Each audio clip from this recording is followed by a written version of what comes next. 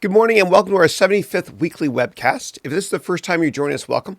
If you've been with us before, welcome back. And so the way the call works is I answer all the questions in the order in which I receive them.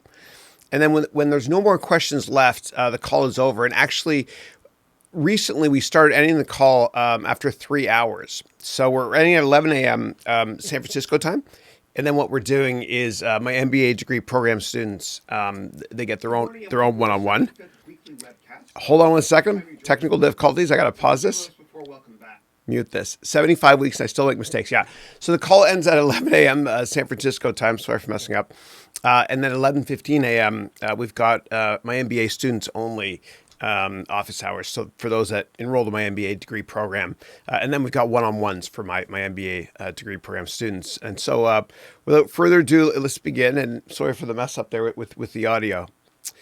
The older I get, the better I was. And it is hot in here, man. I got this new computer and it's quiet, but it's really, really hot. So bear with me. I'm just going to make the fan here really, really low. Okay, hopefully you don't hear it. Yeah. Whew. All right, first comment is from Melody. Melody is from Atlanta, Georgia, and she's a teacher, and she's making a course that's going on Udemy soon. She's doing great with it. Melody's saying, good morning, Chris. Hope you're doing well. Thank you, likewise. I'm sick at home. Oh, I'm sorry to hear that, but really wanted to tune in and listen. I have a few questions. I hope you feel better. I hope you feel better. And you know, when I used to work in big companies, of course, I'd take a day off a year, a couple days off a year if I wasn't feeling physically well.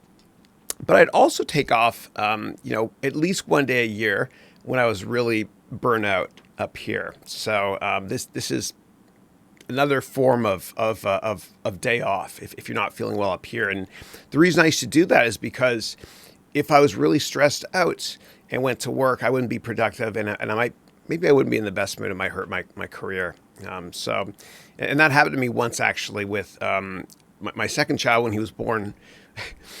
I was on the night shift feeding, and I didn't get much sleep. And I went into work, and it was an important meeting. I couldn't present. It was awful.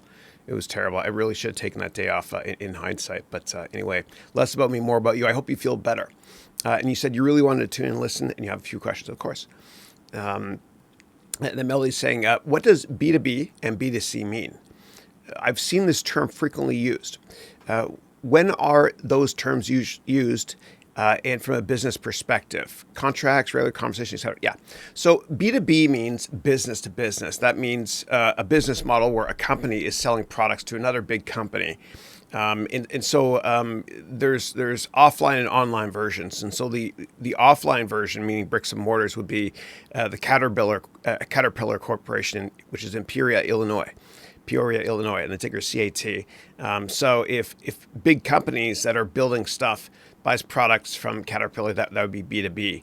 Now, the other forms of B2B software online is SAP. They have software and they sell big software products to other big companies online. And there's e-commerce platforms online where big companies buy from each other. In terms of B2C, B2C means business to consumer. And so if you think of Walmart, you walk into the store at Walmart, you're a consumer, they're a big business. That's B2C.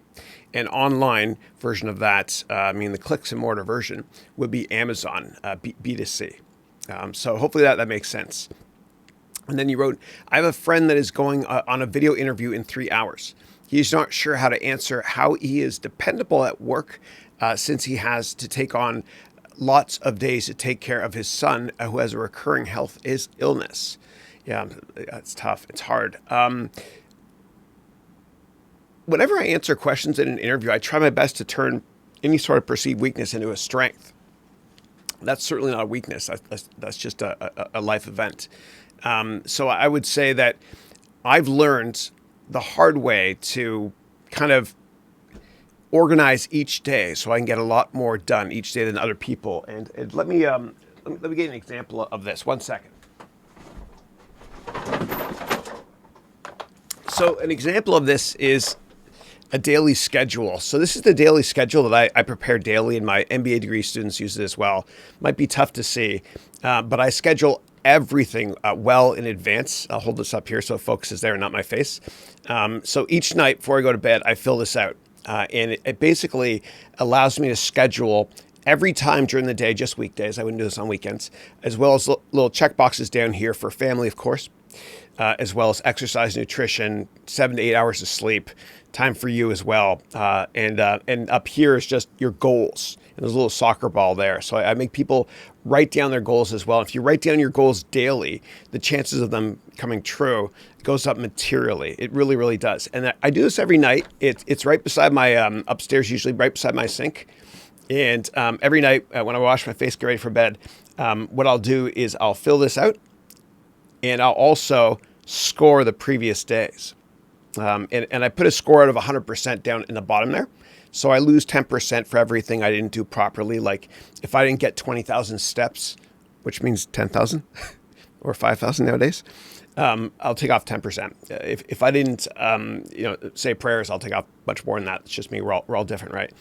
If I didn't eat the right foods or I didn't spend time with family, I'll take off another 10%. And so this is a great scheduling process. And I have another version of this. It's kind of like a light version. This is for my MBA degree students, but I have a version of this that's online. You can access for free. Just go to harounventures.com. /schedule. And let me show it to you actually, because I really think this is life changing. So if we go over here, harounventures.com /schedule. It is hot today in here. So here you can click on this and download a daily schedule, somewhat similar to this. It's not exactly like this, but let me open it up and show you. And this will open up in other non-PowerPoint presentation software as well. And then what you do, and I put, please note we're all different. So you can get rid of that box and you can rename things. So for me, let's see if we're still recording. Good. This is when I get up and then I've got a bunch of other stuff to do throughout the day. I do the elliptical trainer here. And that I check the flags on my emails. You can flag emails.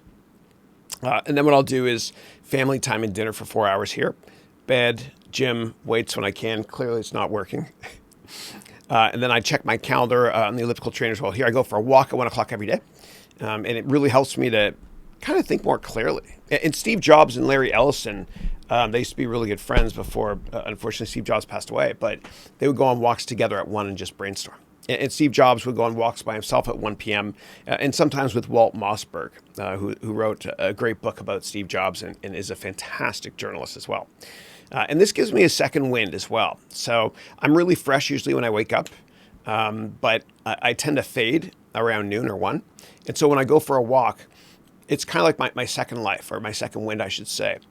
So that when you exercise this, you're taking in more oxygen. This works better. It's like Prozac for me. It's just my Prozac, I guess, puts me in a good mood. And then around like 4:30 p.m. or so, when I do the elliptical trainer, and I got a really cheap one in my garage here as well, so I can work at the same time. I throw my iPad up there, my laptop as well, and I answer a lot of student questions then. And when you're doing the elliptical trainer, it's like cross-country skiing. And it's really good because it works out every single muscle group. So if you don't have much time, I recommend looking into that. And then what I also have here, and again, this is a higher end version, which is for my MBA degree students in 6 different file formats. But here, and this is a little bit dated, but this is an example when I was creating one of my courses, my goals for each quarter. This is to send out promotional emails, educational emails, LinkedIn every day, which I do, YouTube every day, which I do, and then just to-dos, and I'll write goals here as well. And then at the end of the day, and again, you can download this. Anybody can for free. Just go to my website, harounventures.com /all lowercase here schedule, okay? And then what I'll do is at the end of the day, before I create the next day's schedule, what I'll do is I'll go through this and I'll put in check if I did all these, and some of these are kind of personal, but whatever, I have nothing to hide. I have to wash my face twice a day or it's a disaster. I'm not going there. The one time I forget, and then it's crazy. Did I plan my meals? Did I sleep 7 or 8 hours? Yeah. So, and these are just other things. I put God first and family and diet, and then customers first up here as well. Did I not surf the internet too much that day? Did I not waste time on emails? What's my body mass index? I have a cheap little Omron thing. It costs $20. It tells me what % my body is fat. Anyway, too much information, but I'm fully transparent.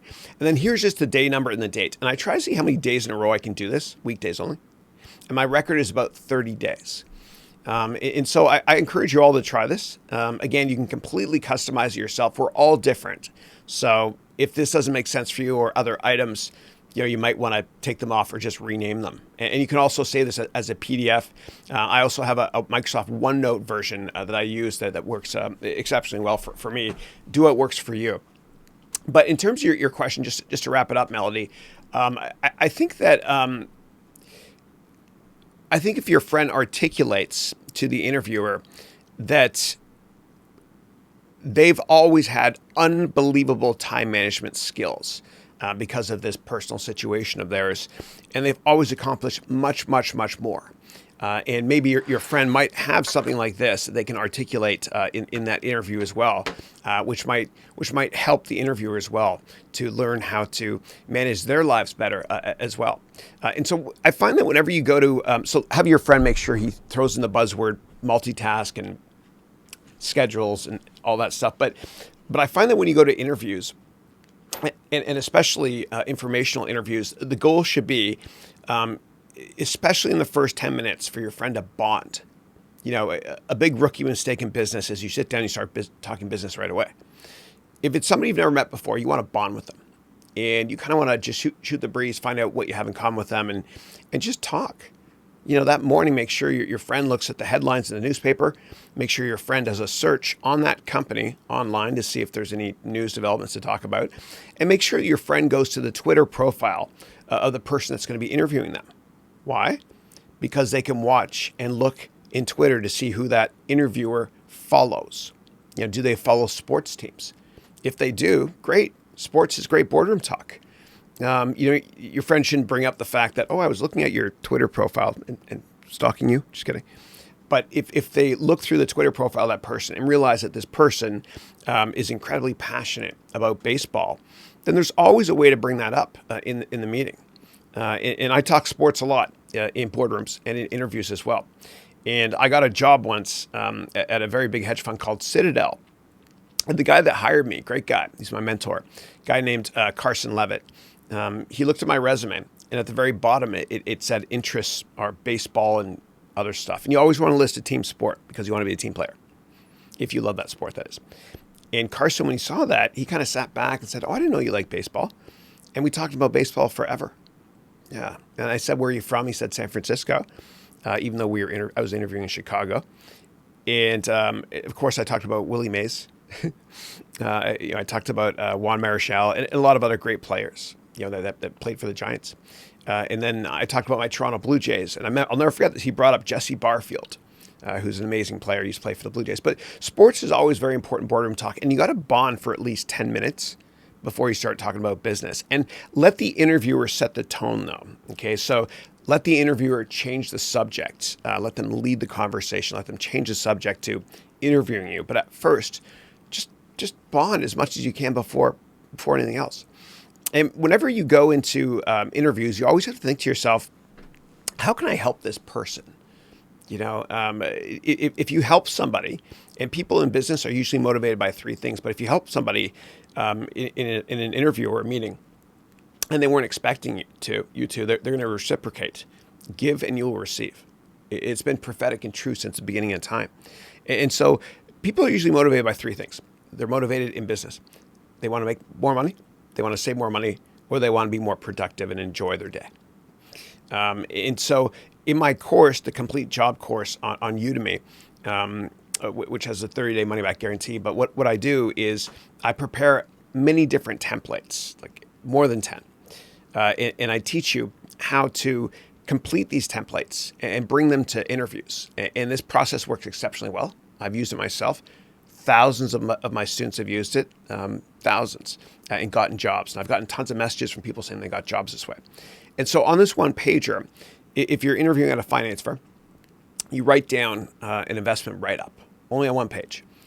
And then on the very bottom, you put your name and your phone number and email, and you give it to the person in the meeting. If it feels right, like leave it in your bag and then pull it out as a secret weapon if you need it. And on the other side of that one pager can be your resume. Usually what happens is, or a lot of the times when you're interviewing, you'd think the interviewer would have your resume, but sometimes big businesses are kind of disorganized. And you walk into the interview and they're like, do you have a resume? And so you give them that resume, and on the other side is that one-page write-up. I think that's a great way to go. And if it's a finance interview, obviously that one-pager is a pitch on a stock to buy. And you can always look at what stocks that big finance company owns by just looking for the filings online, the 13Ds or whatever it is at sec.gov. If it's an interview for a management position, then maybe you want to analyze a business situation using a framework like the Porter 5 Forces model, or you can use, if it's a marketing interview, another framework like the Boston Consulting Group Matrix, or if it's a general management role, it can be a SWOT analysis, and this one works well everywhere. In every interview almost. So SWOT stands for strengths, weaknesses, opportunities, and threats. SWOT. And you can use that to analyze any business problem on that one pager. If it's an operations role, maybe you beta tested a software product or an app, and you can have a picture of that app or product on that one pager and the pros and cons of using it and how it can help the company to save money. If it's a sales interview that you've got, then what you can do is you can list 5 or 6 sales leads for the person you're meeting with. And better yet, go out and network using LinkedIn InMails and find potential customers. And they ask you how you prepared for this interview. Speaking of SWOT, I've got a fly in here. I will get it. Here it is. Got it. Okay, I shocked them with this. This is it's like Wii tennis, but it's for shocking flies. If you're a fly lover, I'm so sorry for that. But speaking of the SWOT analysis, Haroun 1 fly 0. And I did shock myself on this before. It's not that bad. It's relatively benign. Speaking of SWOT analysis, and all these frameworks are again available in my course, the complete job course, which is available on Udemy. If you're interviewing with somebody in HR, then maybe you can profile an HR product that might help them do their job better. Or you might have written a one-pager on the industry by going to glassdoor.com and just focusing on what the pros and cons are for other companies in the industry and just doing an analysis. And maybe even you can go to LinkedIn and find out where people that used to work at the company you're interviewing at, where they went to next, and kind of show an analysis from that perspective if it's an HR job. And the HR person will be impressed, and you're helping them with their career as well. If it's a technology interview, there's plenty of tech products you can beta test and just throw on that one pager as well if you want to. And so the bottom line is, when you're interviewing, the most important thing is you need to bond before business. Relationships are always more important than product knowledge. And then the second important thing to mention is you have to think of yourself as a giver. How can I help this person with their career? And the third and final thing is make sure you do a search, Google search on news that might have occurred for that company that morning, and read the local newspaper as well, just so that you could have chit chat and bond with the interviewer. Okay, give me 1 second. All right, let's see what we got next here. This thing is awesome, by the way.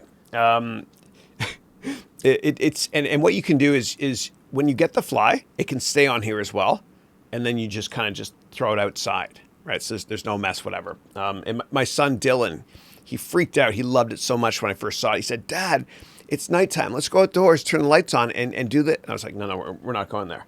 Well, that would have been fun. All right. So hopefully that helps. Melody, I hope you're feeling much better. I hope you're feeling better. All right. And when I go visit my parents in Canada, they're older now. They're all healthy, which is great. All 2 of them. But what I do is I spent some time in Japan before working there, and I noticed that in Japan, people wear masks, like on the subways or at work. It's very respectful. I love it. And so what I do is when I go to see my parents, if I'm sick, I wear one of those masks. You can get it from any drugstore, and even those little glove things as well. And in my house, I've got 3 boys. And so when one gets sick, everybody would get sick. It was a disaster.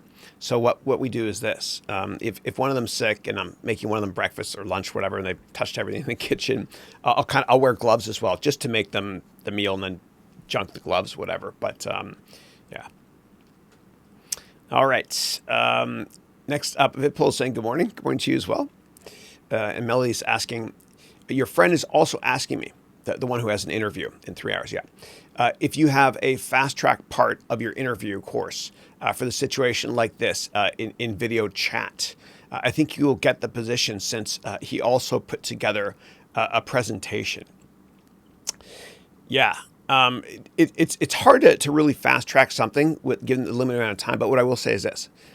What you can do, and I've got a teleprompter there. I'm not using it now. I hardly ever use it. But what I do is I have, and this is going to look ridiculous, but I've got a box down here. And it's soundproof box, and I have pedals. You see these pedals? And I hook them up, and it's in this. Actually, I'll show you the box. It's right here. It looks kind of messy, but it works. And I had extra padding left over. I'll show you how this works. I had extra padding left over from my walls, which I soundproofed. It looks kind of messy, but you pull this off, and it's a sticker. This is kind of like the lid. And the box here, it actually looks a bit nicer. There it is there. It's just a box, right? And I put these things, actually they fell off. I put special things in the bottom so it wouldn't slip, but they clearly fell off. Oh, I've got 2 boxes, that's why. And so what I do is, out there I know, but whatever. I put this in one box. In the other box on the right side, I have other pedals that will control things like the cameras. So watch this. A lot of times you'll see me switch cameras, and I won't be touching the keyboard.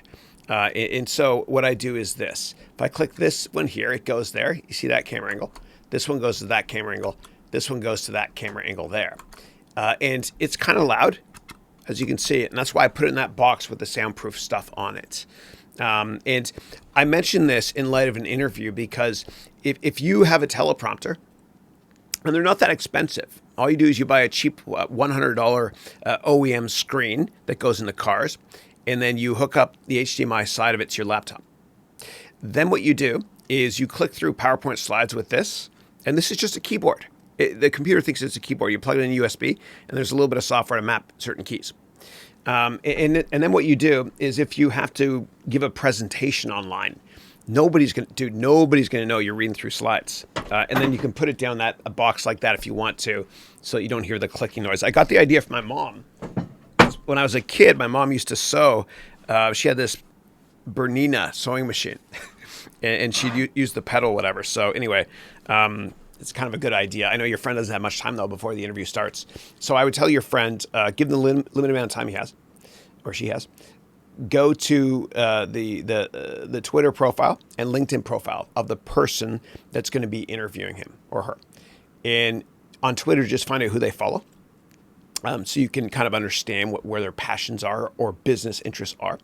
And then on LinkedIn, the same thing. Just look at who they follow at the bottom of the LinkedIn profile and just more about them. Find something in common. Maybe they went to the same school, or I don't know, or in the same religious organization or volunteer, whatever it is. I don't know. And then be able to bond somehow. And I learned the hard way in my career that relationships are everything in business. And I remember I was younger in school, and I thought that if you do well in school, you get good grades, your parents are happy with you, everyone's happy with you, life works. So you keep your head down, you work hard. Then you graduate and you enter the workforce. And what happens is you get passed over for a promotion and you don't get a raise. And you're like, what's going on? And then later on in your career, you realize, oh, I have to ask for a raise. Oh, I have to ask for a promotion. So you got to ask. Asking you'll receive. It's prophetic and been true since the beginning of time. But anyway, those are my humble thoughts. Make sure your friend bonds as much as he can. In terms of video chat, lighting and whatnot, there's not much time left, but because he's got his interview in a couple hours. But make sure there's lighting on both sides. Like if he has 2 lamps, and just given the limited resources he might have going into that interview, make sure there's lights on both sides. Okay, just 2 lamps.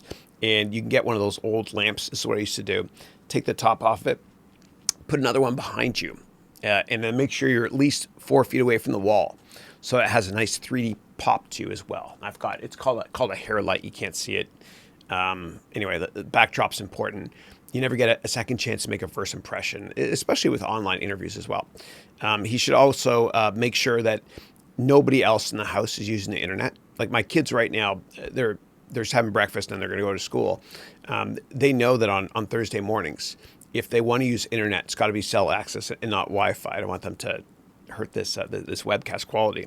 So he's got to make sure that there's no other device that's accessing the internet. Even if he has like an Xbox or a PS4, unplug them if they automatically update the software, that sort of thing. Obviously, turn off your ringer, all that stuff, and make sure he smiles. And I learned a big lesson from this incredible teacher on Udemy named Alexa Fisher. And she used to be on CSI and all these other great shows, and she speaks much gooder than me. But we presented together on how to make a Udemy course at Udemy's headquarters a couple of years ago. And she said the way that she stays upbeat, she always seems very happy, is she puts a little Post-it note right beside the camera. And the Post-it note has a smiley face on it.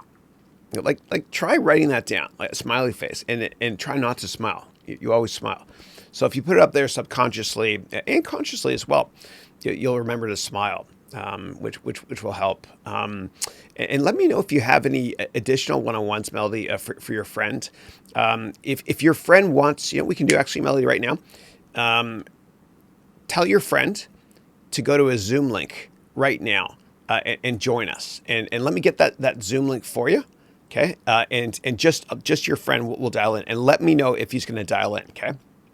So let me copy this Zoom address right there. And there it is. Okay, I got to try to add value somehow.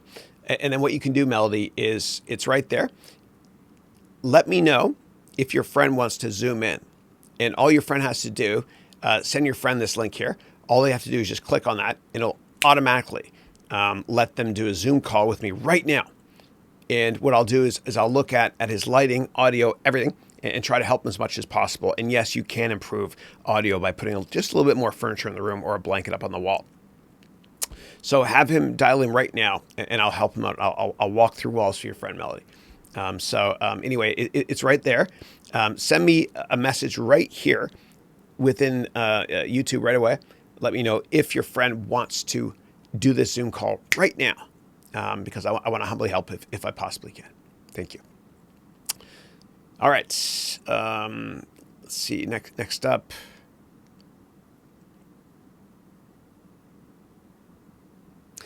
My friend was offered a contract as a freelance writer, scriptwriter for a game. The owner sent the contract over to him. The contract was in a PDF file, but had corrections in it, like crossed out lines showing there were changes to the document. Would you sign this document? He said he did not sign until I got an answer from you. This is with a startup company. Absolutely. Yeah, thanks for that. So here's what I recommend doing. Before signing that contract, what I want your friend to do is this. It'll cost him $15 to talk to a lawyer. Okay. And big lawyers hate me for mentioning this, but I don't care. I want to help. I'll walk through walls for my students if I humbly can. So go to legalzoom.com. And you can set up a one-time call for, I think it's around $15. And I think they make you sign up for 6 months, but it's totally worth it for your friend. And what you can do is you could speak with an attorney covering every type of attorney. I've used them for copyrights and trademarks a lot here. I use them like crazy. You can schedule a call with an attorney right here, and you select what type of attorney you want. It's really, really easy. They set up these calls. It's a half-hour call. You'll never get a lower rate for a lawyer, and it's a specialist lawyer too. You know how hard it is to go out there and find a lawyer that specializes in one particular thing? It takes a while. So have your friend go to legalzoom.com and have one of the lawyers there read that contract always, and never sign a contract with a startup, please, ever, until you hire a lawyer to look at it. I'm not a lawyer, so I can't give legal advice, but I've signed lots of contracts in my life, and a couple in particular, I had lawyers, which I paid a bunch for it, read it, and that saved my ass. Yeah. So, all right. And just understand that lawyer, like if you sign a contract that your boss gave you, and your boss owns a small company, and you feel kind of offended because the legal terms were so one-sided in his or her favor, just understand that your boss probably didn't read that, and the lawyer represents, obviously, your boss. But you have every right to request changes to that file. every right. And it doesn't really work with big companies because they can hire anybody, whatever. But when it comes to startups or smaller firms, you have to do that. And if you don't do that, you're hurting your family and yourself and your net worth as well. Yeah. You got to put your family first, yourself second, and the company third. Okay. All right, next up, Stella is saying, hello, Chris. Hey, Stella, how are you? Stella is from South Korea, from Seoul. She's one of my MBA degree students. She's awesome. She used to work at the Four Seasons, Quatre Saisons, great Canadian company. And Stella's writing, hello, Chris. I hope you had a blast on Christine's birthday. I did, thank you. Yeah, it was the 28th. That's right. That was 2 days ago, right? Yeah, it was 2 days ago, yeah. And I usually buy flowers well in advance. And I've just been so jammed with the MBA degree program, so I actually ordered it from Whole Foods, or as we call it, Whole Paycheck, over Amazon. It was pretty good, actually, but I had to get a minimum bunch of other stuff, too, in order for the flowers to come same day. Yeah, thank you. And then you wrote, thank you for rendering another webcast for us every day. I'm truly blessed to learn from you. God bless you, and thank you for that. And my students inspire me so much. And you're going to do great things, and so are all the other students in the program, and I'm loving it. I'm loving it. And I was talking to Matt, who's my chief creative officer, last night. And initially, we wanted the program to be 300 hours of new content recorded this calendar year. It's looking like it's going to be over 500 hours now. Yeah, there's a lot of electives there, too. Don't worry, you don't have to watch me for 500 hours. God forbid. But no, it's been so fun. It's been a blast. It's been a blast. And I've had some growing pains. Like for years up until recently, I bought a lot of external hard drives, even SSD ones, good ones, whatever. And I have like 60 little drives. And I hit a wall. I'm like, this is not sustainable. So I caved in and I bought a server. It's called a really cool name. It's called a Jellyfish server from a company called LumaForge. I got a 240 terabyte server. So everything that you watch in the course live and the replay versions is 1080, but we've recorded every second in 4K. So we future-proofed as well, which is fun. And thank you. And always great to have you, Stella. Thank you. Okay. Next up is... Oh, thank you. I appreciate that, Melody. Awesome. Very cool. All right. Next up, I've got a question, and I'm going to scroll to the bottom really quickly to see if Melody responded about the Zoom with her friend. Okay. You wrote you're going to ask your friend right now. Okay. All right. And Melody, do me a favor. I'm going to give you my phone number. Okay. Just you. Everybody else, earmuffs. And what I want you to do, just given in the interest of time, if your friend wants to... My COO Wrigley he's going to hate me for this from a privacy perspective. I don't care, but if your friend wants to do this, just send me a text or call me, okay? So I can get the message right away, and we can put your friend on here on the Zoom call. So my number is this. Ready? It's area code 917. I used to live in New York. Area code 917-371-5523. 917-371-5523, Melody. And that's a New York number, actually. I used to live in Manhattan, and they ran out of 212, so I got a 917. And the interesting thing is that, I should leave my phone here in case you call. The interesting thing is that phone numbers, the way they work is when phones first came out, when Bell invented the phone last century or whatever, it took forever to dial numbers. Remember those old phones? And so the biggest cities in America and Canada got low number area codes, like 212 for New York, 416 for Toronto, that sort of thing, 312 for Chicago, et cetera, 415 for San Francisco, because it was faster to dial because 1, 2, 3 are closer. Higher numbers, it takes forever. And that's why newer area codes have higher numbers. That's why it's 917 or 905 if you live in... Scarborough or Mississauga in Canada. Scarborough, Mississauga, the S&M crowd, they call them. Kind of like they call the B&T crowd, the Bridge and Tunnel crowd in New York. Late, when people go to bars. I'm going to stop talking now. Okay, how about that? All right. Let's see, what do we got here next? Okay, next one is, do you know how to implement SEO, that search engine optimization practices in your articles that you write. Can you share some with me and Stella? Yeah, so I don't really think of it too much that way, like on LinkedIn. The titles, getting catchy titles is important. And if you take my complete YouTube course, and I think I sent you the free coupon for that a couple weeks ago. In the first couple of lectures, I talk about, Melody, I talk about how to come up with awesome titles. And so you want to have words in the title like must, or a sense of urgency, or crucial, or start with a number. Like my first big book was 101 Crucial Lessons they don't teach you in business school. So I started with a number, and I had the word crucial in it. So those resonate very, very well. In terms of other keywords, if you care and you want it to be picked up by search engines, what you can do is whatever the key topic is, put it in the title, and obviously have it within the article at least 3 or 4 times. Yeah, and that will help. That will help. And what happens is, I got to show you this. And I've showed some of you guys this before. You guys are going to love me for this or hate me if you work for the Financial Times. But here I go. So from an SEO perspective, if we go to the Financial Times, ft.com, from from an SEO perspective, if you wanted to, if you want to read any of these articles here, like Brexit about this here, if I clicked on this, I'd have to pay. Watch this. It says, "Hey, you have to pay if you want to read this."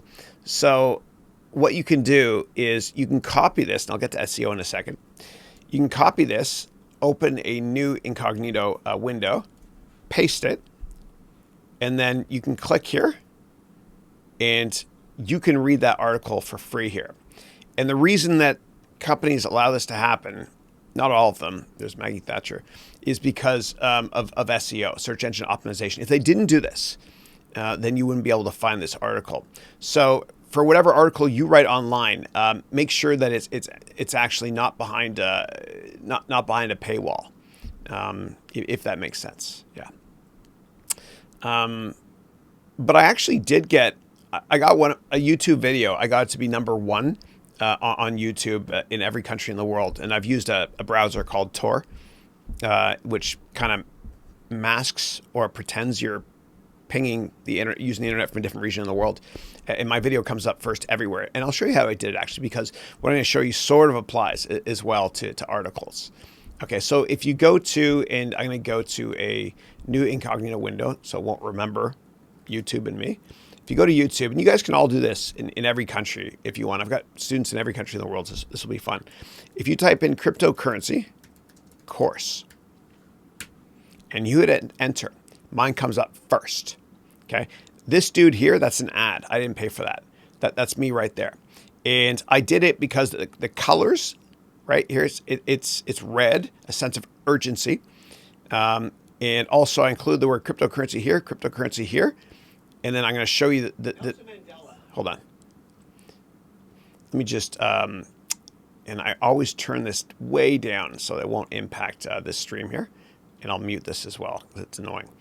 And then what you do is you'll notice here in the description field right here, I used every character I could, and you're limited to 5,000 characters.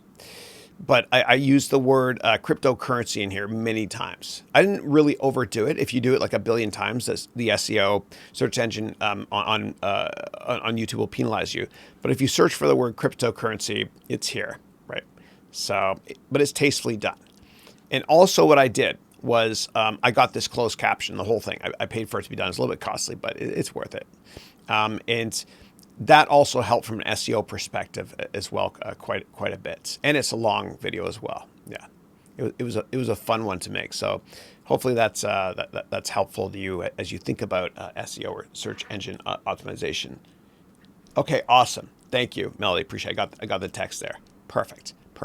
Thanks. Yeah. So if your friend wants to do it, let me know right away, and we'll set up the Zoom immediately. Okay. All right. All right, let me go back up here to where I was. Momento, por favor. Okay. Next up is Rohit. Rohit, dude, I was thinking about you, man, before. Rohit, it's been a while, buddy. I hope you're doing well. Rohit's been on these weekly calls. This is week 75 now. He's been with us forever. He's in the MBA degree program, and I haven't heard from you in a while, man. I was kind of worried. And you asked me to set up that guest lecture with that guy that was like the John Gotti of whatever, a certain family who does speeches. And he said no. I think it was the last time I heard from you. We exchanged emails on that, but hope you're doing well. And for those of you in my MBA degree program, you got to thank Rohit because he was the one that told me to do a 9 a.m. session on Mondays and Tuesdays instead of doing it at noon because he lives in India. And so I have 25% of my students are from India for the MBA degree program. It's pretty good, I think. Yeah, so thank Rohit. Great to have you, Rohit. Good to hear from you, man. Miss you. All right. And Juan Dave. Juan, how are you, bud? Every time I see Juan Dave, I got to show you this. This is off the charts. So these are some of the books my students have written using a template I give you. You can go to my website, harounventures.com/write book, and you'll get a template to write your book in a 6x9 format. And everybody should write a book. And all my students, MBA students, are going to write books. And that shelf up there is going to be just stacked by the end of the MBA degree program. But I want to talk about Juan David. So Juan David, he wrote this great book, an amazing book, actually. And he's also done 2 TEDx talks. And wait for it, guess how old he is? He's 16. Like WTF. Why the face? Because you're 16, I can't swear. He's 16, and he's accomplished so much. And English is his second language. He's from Venezuela, and his mother and himself immigrated after just a really, really tragic and difficult upbringing there. There's been a lot of political unrest there. He has an amazing story, though, and he's the eternal optimist. And so he wrote this book called Generation Optimism. And I wrote in the back here, a must read for anyone who believes that there are limits on what we can achieve in life. And also the Chicago Tribune profiled it, the big newspaper in Chicago. And they said Juan David easily could be described as a Renaissance man, which is cool. So always great to have you, man. And you inspire me, as do all my students. Quite an accomplishment. And when you apply to universities or whatever, or jobs, always bring this with you and show them. Why? Because your competition won't. And it's going to knock their socks off. Yeah. It's awesome. Yeah. Perfect. And the first book that was written by one of my students, actually, I've got it here, a guy that was on my first couple of webcasts, and I see him every now and then as well. He's awesome. His name is Philip Germany, and he wrote a book called Super Students, which is prophetic because he's one of my mini super students. And it's about chess, actually. But anyway, that's up my book. And I've got a couple others here from students that are in my MBA degree program now. We got Yolanda and we got Eric as well. So anyway, Juan, always great to have you, buddy. Always great to have you. Okay. Hold on one second. And Juan wrote, greetings, Chris. Hope you're doing well today. Thank you. I am. And you put a smile on my face as well. I love your book, Generation Optimism. I love it. Okay. Whether or not you think you can do something, you're right. That's what Henry Ford said. He was optimistic. All right, next up we got, so Juan is saying, thanks for answering my questions last week about the audiobook and YouTube channel. Recording the audiobook myself is key. Yeah, it's so true. So for those of you that are writing a book or have written a book and you're about to publish it or you have published it, what you can do is go to acx.com. That's Amazon's Audible subsidiary, and just upload the audio tracks of your book. Just read it yourself in GarageBand or Windows Media Player, whatever that kind of software everyone has. It's free. And then you publish it on Audible, and mine's on Audible as well, I think. Let me go check, actually. So and the great thing is when you do that, what happens is you're actually proofreading the book as well, right? So audible.com. And let's do a search and subscribe to this, everybody, if you can. It's $15 a month, and you get 2 or 3 books free. And don't ever be cheap when it comes to education. And let's do a search for Chris Haroun. That's my last name. Here it is here. Yeah, 101 crucial lessons they don't teach you in business school. I wonder what the sample was. Lesson number 27, how to tell if someone is lying. Okay, cool. Great. Let me stop that there. I thought that was kind of a catchy one. People are like, oh, how can you tell people are lying? It's kind of cool. And actually, the way you can tell is, when I used to work at a big hedge fund called Citadel, they hired 25-year FBI and CIA veterans. And they basically, what they did was they taught us how to tell if business executives are lying. And it's a great skill to have, because at that point in time when I was working there was a lot of CEOs that were lying. And the way you can tell if a CEO is lying is if they move their lips. That's it. That's what they taught me. No, I'm just kidding. Sort of. No, I'm not. I am kidding. But no, there's 4 rules that the FBI and CIA looks at. And they obviously look at more stuff as well. And those rules are as follows. Now, what I'm going to tell you, don't just take one of these, right? One data point doesn't make a trend. You need at least 2, maybe 3, maybe 4 of them. And you also have to keep in mind that some people, in what I'm about to tell you, it's just in their nature to act a certain way. Doesn't mean they're always liars. It's just who they are. Okay. So number 1 of 4 is, do they ramble when answering a simple yes or no question? You know, it's like a kid. Did you steal a cookie from the cookie jar? No, I didn't. I couldn't steal a cookie from the cookie jar. I can't even reach that. I'm not that tall at all. And the chair's over there. It's not by the cookie stand thing. You know what I mean? So that's number 1. Do they ramble? Number 2, do they look away when they talk to you? Okay, when they're answering a certain question. Now, my demeanor has always been that I look down every now and then. It's just who I am. Maybe lack of confidence. I don't know. Better than looking up there, though, above some. And never look above somebody's head in an interview, because it's rude, obviously. So yeah, do they look away a lot? That's number 2. Okay, rambling's number 1. Number 2 is, do they look away if they usually don't when they're answering a question? Okay, that's a really powerful one. Number 3 is, do they touch their face, visage? Do they touch their face while they're answering a question? If they usually do that, then yeah, it's fine. But if all of a sudden they kind of go like this, cover their mouth, whatever, look away and start rambling. So that's it. Number 3 is that. And number 4 is, is their foot kind of shaking? And that's kind of, I'm smiling because I'm thinking of Meet the Parents. Remember Robert De Niro said, "Hey, you're lying, you're dating my daughter." Yeah. With Ben Stiller. But that lie detector test to see if you're nervous. And it's not always conclusive. That's why they don't use it in court all the time. But if somebody had too much coffee, like I have this morning, clearly, if they're shaking their foot a bit, it might be because of that as well. And so there's always exceptions. One data point doesn't make a trend. But if you have 2, 3, or 4 of those aforementioned criteria, that if you notice them, then there is a chance somebody's lying. So I now know how to be a good liar. I love my students. I mean, I totally love my students. I mean, they're great. I mean, they're awesome. I love them to death. No, I do love my students. Okay. All right. Let's see here. Where was I? All right. Next up, I want to say I didn't get a chance to ask you this question last week, and I'd like to do it today. Sure, go ahead. I'm starting to look for internships in the summer. And of course, I have your networking book and highly recommend it. Thank you. And your LinkedIn is up and running. I follow the tips and know everything. Yeah.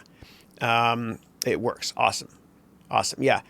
And then your question is the companies don't hire high school students, and it's incredibly hard to get something. And believe me, I've emailed more than 500 people. I know you have, man. You're awesome. You're like me. You're like a pit bull on a pork chop. You're relentless. It's awesome, and optimistic too. And you okay? So I've emailed more than 500 people. It's the same result. I love that, man.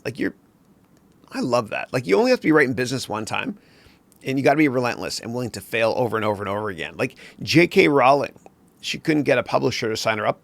She was a single mother assistant. She hated her job, poor thing.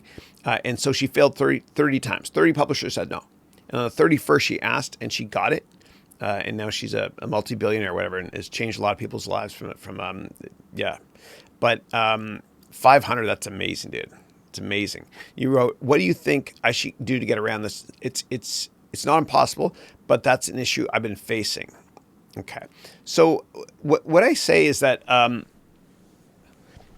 you can't just blindly email people. Email died, 15 years ago.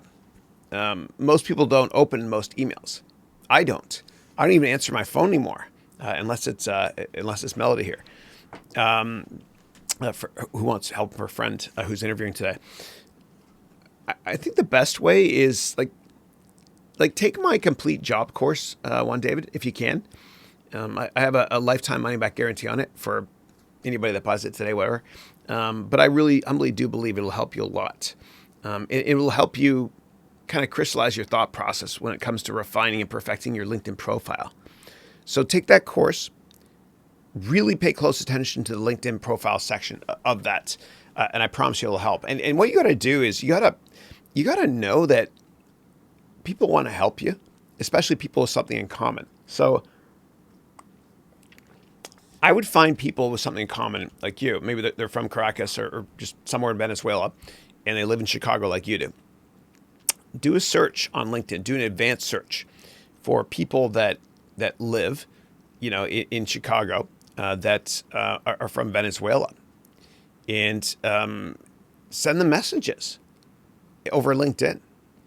Send them a short message. Keep it short as follows. Say the person's name is Sally. Sally, hope all is well. I'm also from Venezuela, and I also live here in the Chicago area. Please let me know if you have time for a coffee. Thanks a lot, Chris. Something like that. And if you can find 2 things in common or 3 things in common, then you're golden. Maybe search to see if anybody went to your high school in Chicago years ago. Somebody who went to high school in Chicago is also from Venezuela, like an alumni, and they work at a big company in Chicago. Are they going to take a meeting with you? Of course they are, because you remind them of themselves when they were younger, and people always want to help themselves and others too. So that's what I recommend doing. Take my complete job course, really pay attention to the LinkedIn section, and then when you reach out to people, don't do it blindly. Like I've messed up big time doing that over the years. When I was an undergrad, I was like 20 or something. I had a wall of shame. And what I did on that wall was I had rejection letters. One summer I applied to 50 companies and I got like 30 rejection letters. Right? We didn't use email much back then at all. And I put it up my wall, and it was a waste. And the only people that got jobs were the ones that had relationship contacts, like mom or dad knew someone at a bank, so they're a bank teller. But the reason those kids got those jobs because their parents knew somebody. And the reason you'll get a job or an internship is because you have something in common with somebody that wants to help you. So take my complete job course, perfect your LinkedIn profile, and then when you're reaching out to people over LinkedIn, keep it short. Say the words please, thank you, and what you have in common, and nothing more. Don't say you're looking for an internship, okay? Or a job, because although they might want to help you, they won't reply because they'll kind of feel bad they won't be able to help you. But what you want to do is you want to target solve for X, and X is that dude that's also from Venezuela, that's a lot older than you, that has something else in common with you.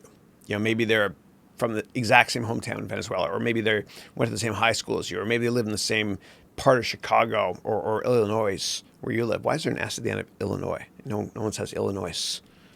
So anyway, that's what I recommend. And after you try that, if that doesn't work, let me know, and we'll go on to plan B and then C and then D and 23 more, or whatever it is. I'll do whatever it takes to help you out, man. Yeah. All right. Let me see here. All right. And if I've missed anybody in the middle, let me know, please. Oh, I see the Willow D from Morocco. This is my brother from another mother. Dude, it's been a while, man. I hope you're doing well. Hope you're doing well, buddy. And the Willow D it's probably been 6 months, is writing, I've been called by a training platform to do courses online, myself and my team as partners. Should I go ahead with them or should I start my own? Yeah. So I get contacted all the time. I get inbounds a lot every single week. And I don't respond to them anymore for the most part. And I'll tell you why. In the technology industry, the way it works is 1 or 2 companies usually dominate and everybody else doesn't matter. And so from a technology perspective, if you search the internet, it's basically Google and then Bing if you work at Microsoft and you're forced to. Just kidding, sort of. In ed tech, it's in HR, human resources, it's LinkedIn. In ed tech, education technology, it's Udemy. Now, Udemy is Google, and everyone else is Bing. It's true. Like I am on different platforms, and a lot of you know me from Amazon and different platforms as well. But all those platforms, and even if they're listening right now, are irrelevant compared to Udemy. A lot of them are just a waste of time. And you got to be careful too, because you don't know who you're going to be giving your IP to, your courses. So make sure they're very, very reputable. And Udemy, basically, they let, and I don't get comped by Udemy to say this, and I don't get brownie points at all. It's just an algorithm on Udemy. I can't control what people buy or don't buy, or the awful ratings students give me. But if somebody does call you from another edtech company, then I want you to ask them this: how much did the second, third, and fourth most successful person make on your platform in the past 12 months? And also, how many unique paid students do the second, third, and fourth most successful person have on your platform? And they will find a way not to answer that question. And that kind of signals that they're irrelevant. And I know it's kind of harsh me talking that way, but I want to save you time, because I've had the runaround from so many people. Anyway. So just if you search the internet, use Google. If you want to teach online, just go Udemy. Forget everybody else. Yes, everybody else. And yes, I do sell on other platforms, but I only care about Udemy. All right. And if somebody ever calls you and talks a big game, and, go to their Twitter profile, see if more than 3 people follow them. And if you go to someone's Twitter profile and they have 100,000 people following them, and they follow 100,000 people, it's kind of bogus, and they might have purchased that anyway. So a little off topic. But if you want, you can actually give me the exact company name, and I'll tell you in a heartbeat my humble thoughts on them, because I think I know every company, or a lot of them at least, in edtech. And I've had so many people promise me things, and it's just a waste of time. So if you search the internet, use Google, not Alta Vista or anything else. You know where I'm getting at. Don't start your own. No, don't start. And you wrote here, should I start my own online teaching platform? No. If you want to have your own on your own website, I want you to use Teachable. Okay, so teachable.com. It's this generic education technology engine that you can use for your courses if you want to have it on your website. Like for me, for my MBA degree program, it's just on my website. It's on Teachables. And they take I think it's a 3% fee or something like that, which is fine, because that's kind of like a credit card processing fee anyway. And there's different tiers as well. There's a freemium model to them as well. You can get free for a certain amount of whatever, just to get you. It's kind of like the drug dealer that gets you interested. And then, bad analogy, Chris. Oh, and you wrote, hey man, drink some water. That's right. Dude, I remember that was over a year ago when I was trying to, I had that special bottle from the Thermos Corporation I bought for $20 on Amazon, which broke, I think, it hooked up to my Fitbit at the time and told me when to drink. What I use now, dude, is I use an app called Waterminder. And what it does is, you probably won't be able to see it here, but every now and then it'll tell me when to drink. And it's gamification. Like if I click it, I'll register a certain amount I've drank throughout the day. And it's also on here as well. It's like a companion app. It cost me a couple bucks. It was a great investment, but I don't drink enough. And if you want proof that I don't drink enough water, and Melody, you'll laugh about this. You'll remember this well.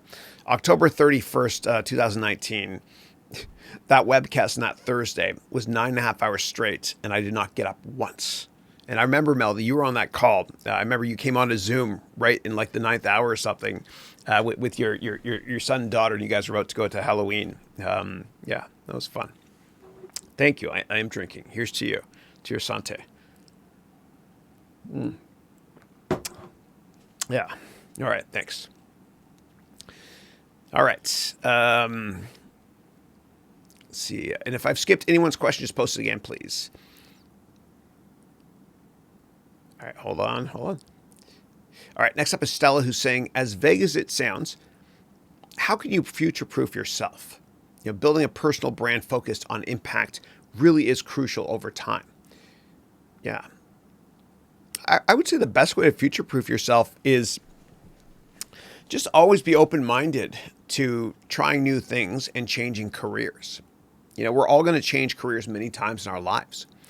My children's jobs have not been invented yet.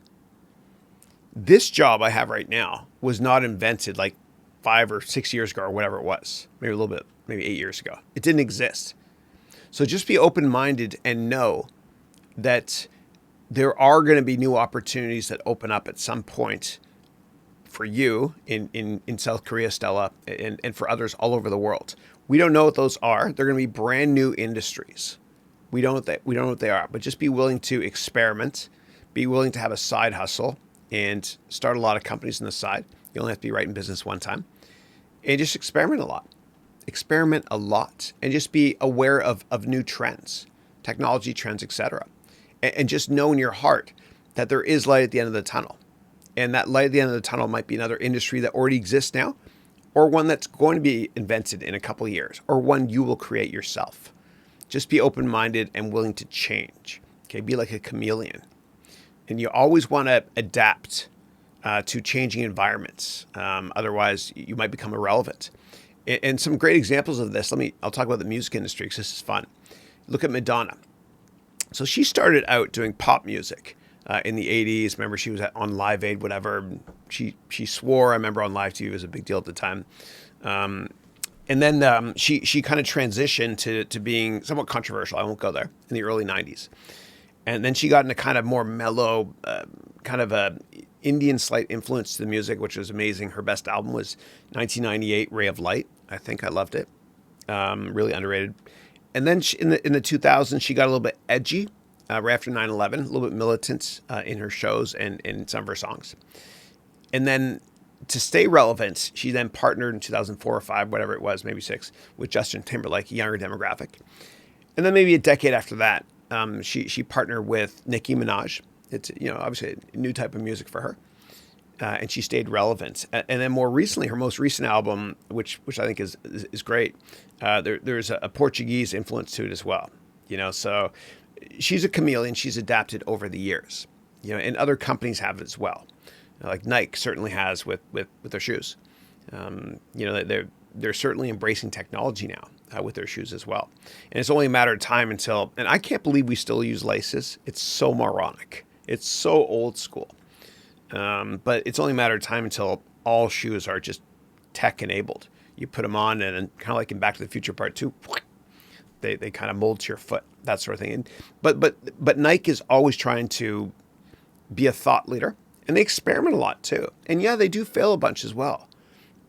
We don't hear of many failures, but they fail. But hey, man, it's cool. Just keep trying. You got to have that thought process of, I'm going to keep trying, I'm going to fail, and I just don't care what people think of me. The only way to stay relevant is to continue to keep reinventing yourself and know that it doesn't matter how old or young you are, you can always change careers, and you have to be a chameleon, and you have to pay attention to new trends. And you have to be a contrarian too. It's kind of like investing. If you buy a stock that everybody likes, you're not going to make that much money because who's the incremental buyer of that stock to push it higher? There's not that many. You got to be like what Wayne Gretzky said. Wayne Gretzky was the greatest hockey player ever, and Canadian represent. I'm a little bit biased. But Wayne Gretzky said the reason he was successful was not because he skated to where the puck is. Rather, it's because he skated to where the puck is going to be. I want you to work in industries or companies or start companies that make a product or a service that people are going to like much more in the future. And for me, teaching online, I think that people are going to learn much more online in the future. I think people are going to get degrees online in the future. A lot of people think I'm crazy doing what I'm doing and that I should be going back to venture capital or the hedge fund industry. I don't care. You got to tell yourself, I don't care what people think either. And the second people stop thinking I'm crazy for doing what I'm doing, then it's too late. And usually when you're a pioneer in industry, like Elon Musk, at first they think you're crazy. Talking about colonizing Mars with SpaceX and all that stuff. Then you get some success and they're like, man, that dude's kind of a crazy genius. And then you get lots of success. And then you're just a genius. Like whenever somebody looks at a picture of Albert Einstein, remember the one, he has long hair and remember he stuck out his tongue in that one picture. Nobody looks at that and says, he's crazy. That old man is crazy. People look at that and they see genius. And you just have to be willing to say, I don't care, and then fill in the blank. I don't care what people think of my career. I don't care what people think of my habits. I don't care what people think of my clothes. Oh, this is pretty cool, eh? I got a point. Hold on. Whenever you make YouTube videos, at the end of YouTube videos, what people usually do is they point and they do a couple poses so they can use that for the thumbnail. So let me point. I don't know what I'm going to point at, but I'll try. I guess I'll point here.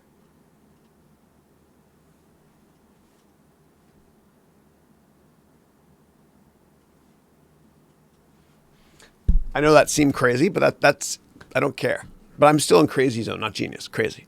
But a lot of YouTubers do that, actually. I learned that from Sasha Stevenson. I made a course for her, the complete YouTube course. People do that at the end of their videos, and they keep the camera rolling, so they've got a thumbnail set up. But you just got to tell yourself, I just don't care what people think.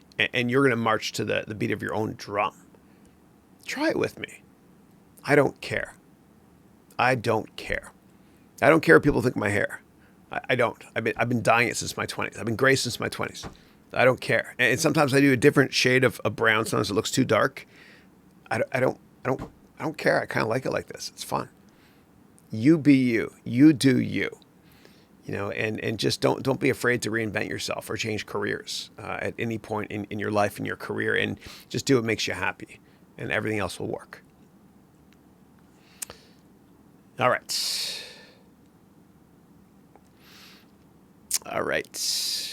Hold on one second. Stella saying, Chris, I've been thinking deeply about what I can bring to the marketplace, as I think my brand, skills, or talent are what define who I am. Any advice? So what I would say, Stella, is just if you're given a month off right now from work or school, and you're not allowed to travel, you're not allowed to work, you're not allowed to study, what would you do with your time? What would you do with your time? Whatever it is you would do with your time, that's what your career should be. And I don't care if some older person that has an influence on you, whoever they may or may not be, says that's ridiculous. No one can make a career out of that. They're wrong. And you got to be willing to think that too. You got to be willing to think that everybody is wrong and you're right. And you got to be stubborn, like a pit bull on a pork chop, and do what makes you happiest in life.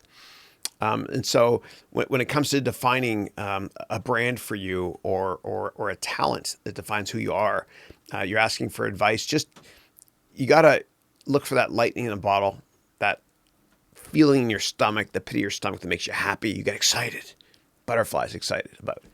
And whatever that is, that should be your career. And you know what? Maybe your job hasn't been defined yet. Maybe the career doesn't exist yet. Or maybe you can define it. And you can revolutionize an entire industry, put your dent in the universe. But just do what you love doing. You know, another way to look at it is, what would you do for free? Also, the last way to look at it is this: who's a rock star to you in business? You know, who's your Bono in business? Your John Lennon, your Adele, your Madonna, whatever, the singer. Like, who are those people in business? And whoever they are, I want you to be a voracious reader of their biographies. You know, if Sir Richard Branson inspires you, then go to audible.com and download his audiobooks and listen to them. And he narrates them too, and they're awesome because his sense of optimism is off the charts. And whoever the founder is of a company, if he or she is still active, they set the corporate culture for the whole company. And that's why everybody that works at Virgin Atlantic, used to be Virgin America as well, but they got bought by Alaska Airlines. But everybody that works at a Virgin company, they're so positive all the time. Like, remember the flight attendants, how positive they would be all the time on Virgin America? Hopefully they still are, even though Alaska Airlines owns that company. You know, the culture is always set by the person at the top, always. So who is your rock star in business? Whoever that is. Read their biographies. Listen to the audio version of their biographies. Wikipedia them, obviously. Read everything there is to know about that person. Read every book there is that's written on them, meaning their biographies, not just their autobiographies. And, you know, when people get really successful, they tend to put their cards on the table and they want to help other people. And so they're providing you with their blueprint. Why reinvent the wheel? You know, use what worked for them. and take the greatest hits from them and other people and all the other business leaders that inspire you and create your business empire that way. And then also, Stella, we're in the second half of the MBA degree program, we're all going to get the chance to write a business plan. And you're going to be part of my venture capital boot camp. I worked in that industry before, and you're all going to start a business. It's going to cost you nothing. And even if you want to work at a big company after you graduate from my program, you might start a division or a new product line at a big company, which will help you make CEO one day. And the whole process of writing that business plan, Stella, will help you tremendously understand, how viable your business model is. And we cover every aspect of business when it comes to that business model part of the MBA degree program. Yeah. And failing to plan is planning to fail. And most people don't write a business plan. And that's one of many reasons why most companies fail. And then Stella is saying, here we go.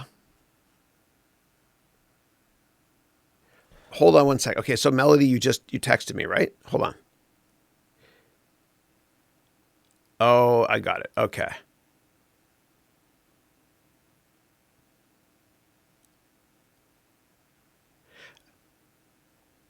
Okay. All right, cool. So, Melody, you posted a bunch of questions from your friend there. Your friend is not able to join here. Do me a favor, just so I don't miss any of these. Instead of texting me the questions here, text these questions directly in here. Just write them directly here, and I'll answer them for your friend. Okay. And your friend's name is John. Okay, cool. I got it. Yeah. So yeah, send me John's questions. Just copy and paste them here. I understand he can't join on this webcast. And just when it comes to John's background at his house and stuff, with the camera, I remember when you joined, you've been on this a couple times. You zoomed in on October 31st around 4 p.m. I think that day. You were in that. You can go back and rewatch that if you want to. It's all there in the open internet. But your lighting was awesome and the sound quality was awesome. And I remember the camera you even used. You used the Canon M50. Everything was perfect about the background. So have your friend John use that exact same setup that you have. So that's what I recommend. And just paste John's questions here, please. Thanks. All right. Next up is Stella saying, Tim Cook once said to investors that Apple's goal is to be net cash neutral over time and will have an equal amount of cash debt and they balance to zero. I Googled and looked up what that means, but was beyond grasp with my lack of financial knowledge. Could you happen to demystify what net cash neutral is and what happens when debt and cash is an equal amount? Yeah, sure. So I probably wouldn't interpret it that way if he said something like that, but let me get my balance sheet prop here. All right.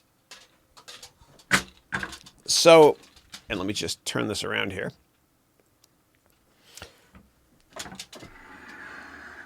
All right. So, stuff you have is assets. Okay.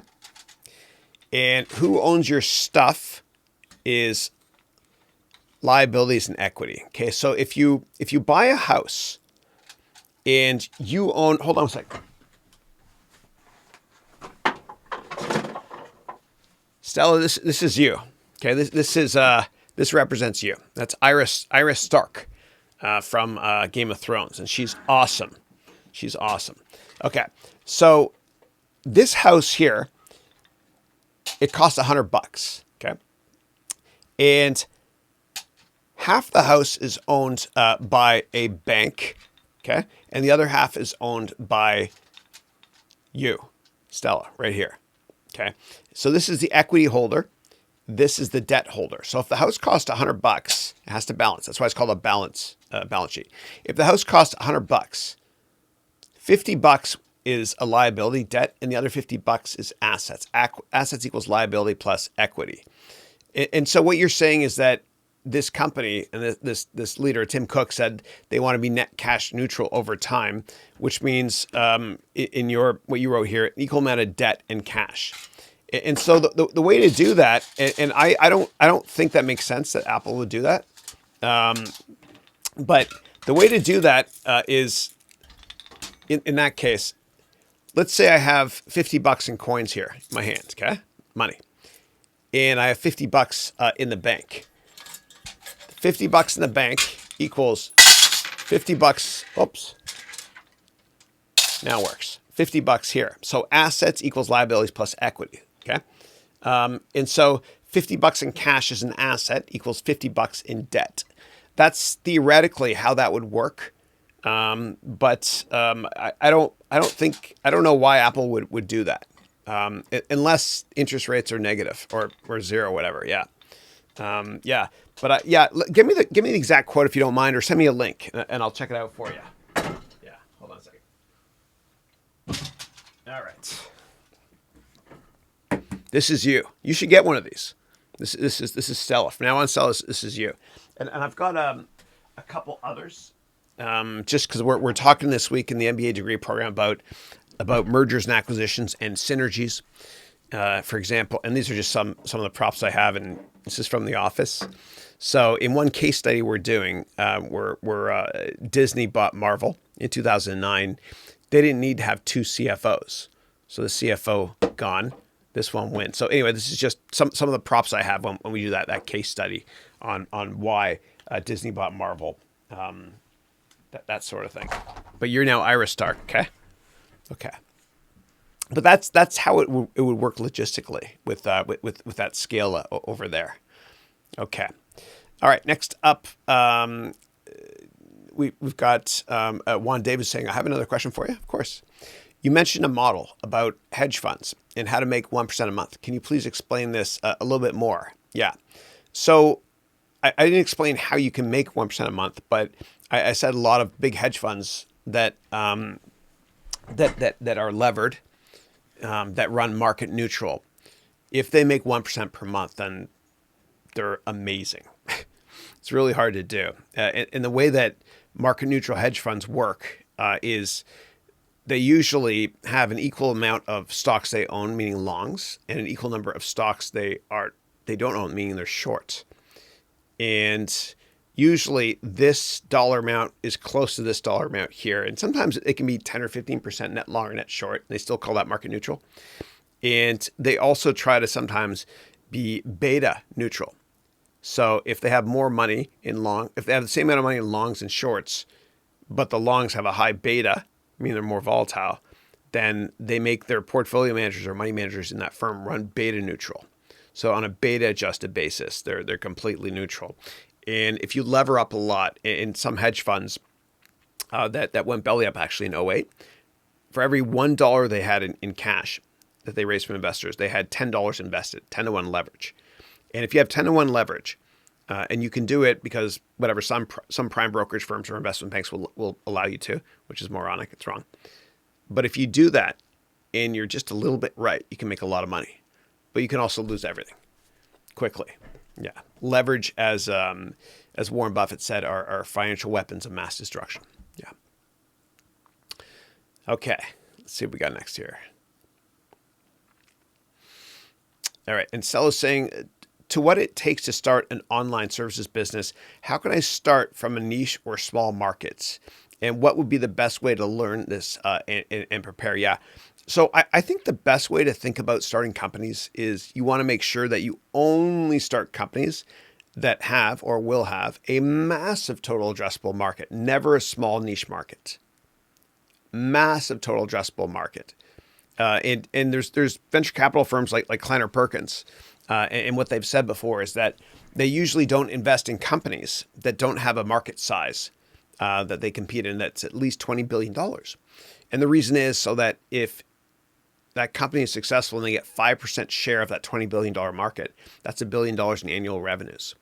Yeah, you never want to be a massive fish in a small pond. It doesn't make sense because if you go into a market and the size of that market is only $100,000, in the extremely unlikely event that you get 100% market share, that's $100,000 in revenue, right? Kind of caps your upside. So you always want to look at the size of the total addressable market. And if it's not big today, the TAM, total addressable market, hopefully it will be in the future based on your research. Yeah. Okay. And Stella wrote, I'm reading the book called 0 to 1 by Peter Thiel. He believes progress comes from monopoly, not competition. What's your perspective of monopolistic and an oligopolistic market? Yeah, I read that book too. So Warren Buffett even said he loves to invest in companies that might have monopoly. And if you have a monopoly on a market, then you can charge higher prices because there's no competition, undercut you anyway, and you can make a fortune. And if you find companies that are so damn powerful that they can charge a premium for their product and nobody else can compete, then that's usually an amazing investment. And so a monopoly example was a Standard Oil. So there's this man named John D. Rockefeller. I'm smiling because a lot of rap music my little sister used to listen to, they always had the word Rockefeller in it. But anyway, whatever. But John D. Rockefeller, what he did was he owned that company called Standard Oil. And it was massive. It was so big that nobody could compete with him. Pardon me. And what happened was the U.S. government said enough is enough. Competition is good for the consumer. We got to break you up. And so what the American government did in the 1900s is they broke up Standard Oil into lots of different companies. And that's why actually, so in America, there's a gas station called Esso, ESSO. The reason it's called Esso is because it's really the letter S and the letter O, Standard Oil. And so the government broke up Standard Oil. And the government did the same thing as well to the telecommunications sector with Bell. So AT&T, as we know it today, AT&T, they're a mobile phone company. They do other stuff as well. They were just the long distance arm of Bell. So when Bell got broken up, Bell Telephone, founded by Alexander Graham Bell, what happened was there's Baby Bells all over the country. There's Pacific Bell. There's Northeastern Bell, whatever. There's Bell Canada, Southeast Bell. And then there's also Lucent, which was Bell Labs, the R&D arm. It got broken up because they were too powerful. And it's a good thing because governments do have noble intentions when it comes to breaking up monopolies, because they want to protect the consumer. They want to make sure there's enough competition out there so that better products are available at lower prices. When Microsoft had a monopoly on Windows and they had 95% share in the 90s, amazing, under Bill Gates. And when a founder leaves a company, they usually don't do as well. But I think Satya Nadella is amazing at Microsoft. But in the late 90s, the Department of Justice, the DOJ, and Janet Reno, they tried to break up Microsoft. And they wanted to call those the baby bills. They want to break up Microsoft into Windows operating systems, and then also into Office. Microsoft Office was so powerful back then. And so they wanted to break it up. And the EU, and I love the EU because they kind of keep all companies in check from a privacy perspective too. But the EU forced Microsoft to offer a version of Windows without Windows Explorer. And Bill Gates is so brilliant, man. So for those of you that are nerds and have been Windows fans for years like I have, back in 1995, when Windows 95 came out, the way that you would look at files in your computer in Windows 95 and Windows 3.1 and earlier was use a product called File Manager. And then what happened was Netscape went public. Ticker was NSCP in 1995. And the Netscape browser was awesome. And Microsoft felt threatened by Netscape. And so December 7th, which is, I think, the anniversary for when the U.S. entered the war, Pearl Harbor was bombed. But on December 7th, 1995, Bill Gates declared war on Netscape in an internal email and memo went to all employees saying that we missed the boat on internet. We have to incorporate internet technologies, IP protocols, whatever, TCP, IP, all that good stuff, into all of our products. And they bought Front Page, which was owned by a company called Vermeer, and kind of incorporated that into a bunch of their products. They came up with a lot of great internet products. And then what they did was they said, you know what, dude? We got to make a browser. And so they made a browser called IE, or Internet Explorer. And what they did was after a while, they're like, oh my goodness, from an antitrust perspective, if they bundle this browser with Windows, it might put Netscape out of business and antitrust will get upset and try to break up the company. So what Bill Gates did was brilliant when he was testifying. I remember he was rocking back and forth in 1999. Motion creates emotion, right? It's brilliant. What Bill Gates did was he said, we're going to rename it from Internet Explorer to Windows Explorer, because you browse your computer for files, like you browse the internet as well. It was brilliant. But in that kind of made the Department of Justice and Janet Reno not break up Microsoft. But also, and I remember Steve Ballmer, who was the head of sales at the time, very aggressive man. He said, to hell with Janet Reno. There was ridiculous arrogance at Microsoft because of that, which really ticked off the U.S. government. But anyway, Microsoft beat the government. But the EU, God bless them, because they keep all companies in check from a privacy perspective too, which I love. They made Microsoft offer versions of Windows in Europe without Windows Explorer as part of it. But you could still get there, because even today you can go to Windows Explorer and type in CNN.com and it'll go over to the Internet Explorer. All that legacy code is left there because of that whatever. And so what happened was, investors love Microsoft forever. I invested in them for years until growth slowed. And those are the best investments when there's a lot of pricing power. It's not good for the consumer, but if you're an investor and you have a fiduciary duty to your shareholders, you don't care. And oligopoly is a little bit different. And Microsoft, obviously, much less a monopoly now because, Apple being the phoenix it is, it rose from the ashes. But oligopolistic markets would be the credit card market. Visa, MasterCard, Amex, who charge insanely high, unfair fees to merchant retailers, like up to 3 or 4% each to merchant retailers when retailers sell stuff. And they charge us consumers like 20%. Like, what is that? Crazy. So that's an oligopoly. And they got away with it for years because of that. There was a lot of market power.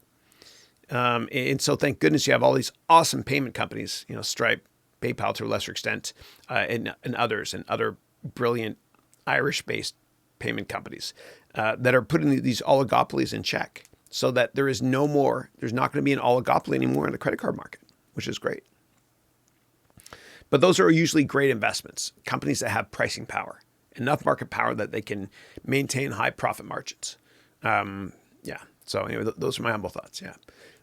And there's regulated monopolies too. Like you've got PG&E, Pacific Gas and Electric here in the Bay Area, which is the utility we all buy electricity from. We're forced to. There's no competition.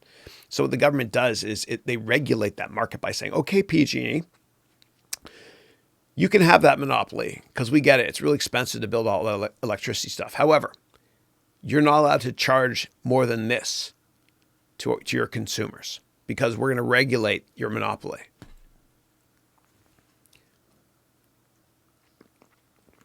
Believe me, I wish there was alternatives to PG&E. Okay. Kind of like I wish there was good alternatives to Comcast for high-speed internet. Although we've had decent internet here over the past couple months, yeah. All right. So you're most welcome, Stella. All right. Next up, Juan David is saying, you mentioned the Barra model, but I wasn't able to find it. Is that the correct name? Yeah. I can't believe you're asking about Barra at 16. I'm impressed, dude. Really impressed as always with you, man. Wow. So Barra is a statistical framework that a lot of hedge funds and mutual funds and sophisticated investors use to analyze stocks and portfolio management. And so Barra, I remember I used to use it. It had 86 individual components that they would use to analyze stocks. Yeah, so I don't know if it's as statistically relevant today as it was back then, but just think of it as kind of a framework to analyze stocks, markets, portfolios, that sort of thing. Yeah. And Asamina, hey Asamina, how are you? And for those of you not familiar with Asamina, she's Greek. She works at a great airline called Ryanair. She's passionate about video games, and she is going to create the next awesome video game out there using Unity and the Unreal Engine, I think. I'm trying to sound like I know what I'm talking about, but I don't really. But level 1 of her game's coming out soon. We're all going to try it. It's going to be fun. So Asamina is writing, hi, Chris. I hope you had an amazing week, likewise. And the ones coming up are also great. They always are. Thank you. And you wrote, thank you for the massive help your classes have given me. Oh, you're most welcome. You're most welcome. Thank you. Thank you. And yes, I am going to make my own version of a video game that's going to be an open world concept. And it's going to be part of my MBA degree program, probably end of this year, maybe next year. And it's going to be an open world concept. And I'm kind of playing around with ideas here and there. And of course, I'm inspired by Rage, which is Rockstar Games platform, whatever. Rockstar makes Red Dead Redemption 2, which is a masterpiece in all the Grand Theft Auto games. But I'm going to create some sort of open platform so that my students in my MBA degree program, the way that my students interact with each other is awesome. We have a great sense of community, and we've got about 159 students, I think, full time. The way that they interact with each other is through Slack, which is awesome. But I want to find a virtual version of Slack where my students can kind of navigate a big open world. Maybe I'll use the Unreal Engine or whatever it is. And they can navigate an open world and talk to each other, kind of like World of Warcraft, like Vivendi Universal, the platform that they had. And then what would happen is they would be able to trade with each other, just virtual dollars, as part of a stock market simulation, and start companies as well in different regions. So it's incredibly ambitious, but it's something I want to do. And by talking about it, I'm putting myself under pressure to get it done. But it's one of the many side projects I have, which drive me. Yeah, and I'm always trying to teach in an innovative way, and I don't care if I don't make money. I just kind of I want my students to learn in a fun way, kind of like I've been in my MBA class. I've been using a lot of these bricks, whatever, to teach how finance works. I got them everywhere, so this is just part of the income statement that we talked about. And anyway, so, and by the way, those of you in my MBA degree program, we're going to be done with financial modeling and all the finance stuff, probably by Tuesday, February 11th. And then we'll move on to other stuff. But finance and accounting is language of business. That's why we're spending a lot of time on that. Yeah. All right. Stella's saying, how can I approach someone over an informational meeting asking for an introduction? Yeah. So I would use what we talked about in class when it comes to LinkedIn emails. You keep it short, and your LinkedIn profile should be perfect by now, because we've gone through a lot in class. And if it's not, if you still have questions on, let me know. Ask me if you want right now, or during the MBA office hours later on today, or during our one-on-one meetings, whenever you scheduled one over Calendly. But when you send an email, you want it to be short. Use the word please and thank you, and find at least one or two things you have in common with that person. Yeah, that's what I'd say. Yeah. Okay. All right. And next up is Moving Gifts. Is saying, hi, Chris. I hope all is well. Likewise. A quick question about equity and retaining control of your company. Unlike Tucker, hold that tiger. I love that. And Steve Jobs, I understand you shouldn't give up more than 50% of your company to retain control. But how do you get an angel round, meaning a seed, then a series A, B, C without giving up control? And then you wrote, can you give an example with realistic percent ownership of investors versus entrepreneurs in each stage above, while still retain control of the founder? Or is it not possible when you go to that route of seed and then the Series X fund? Yeah, it's a great question. Yeah. So whenever you take money from high net worth investors or venture capital firms, for the most part, it's not a loan unless it's a convert. And I can talk about converts if you want, convertible debt.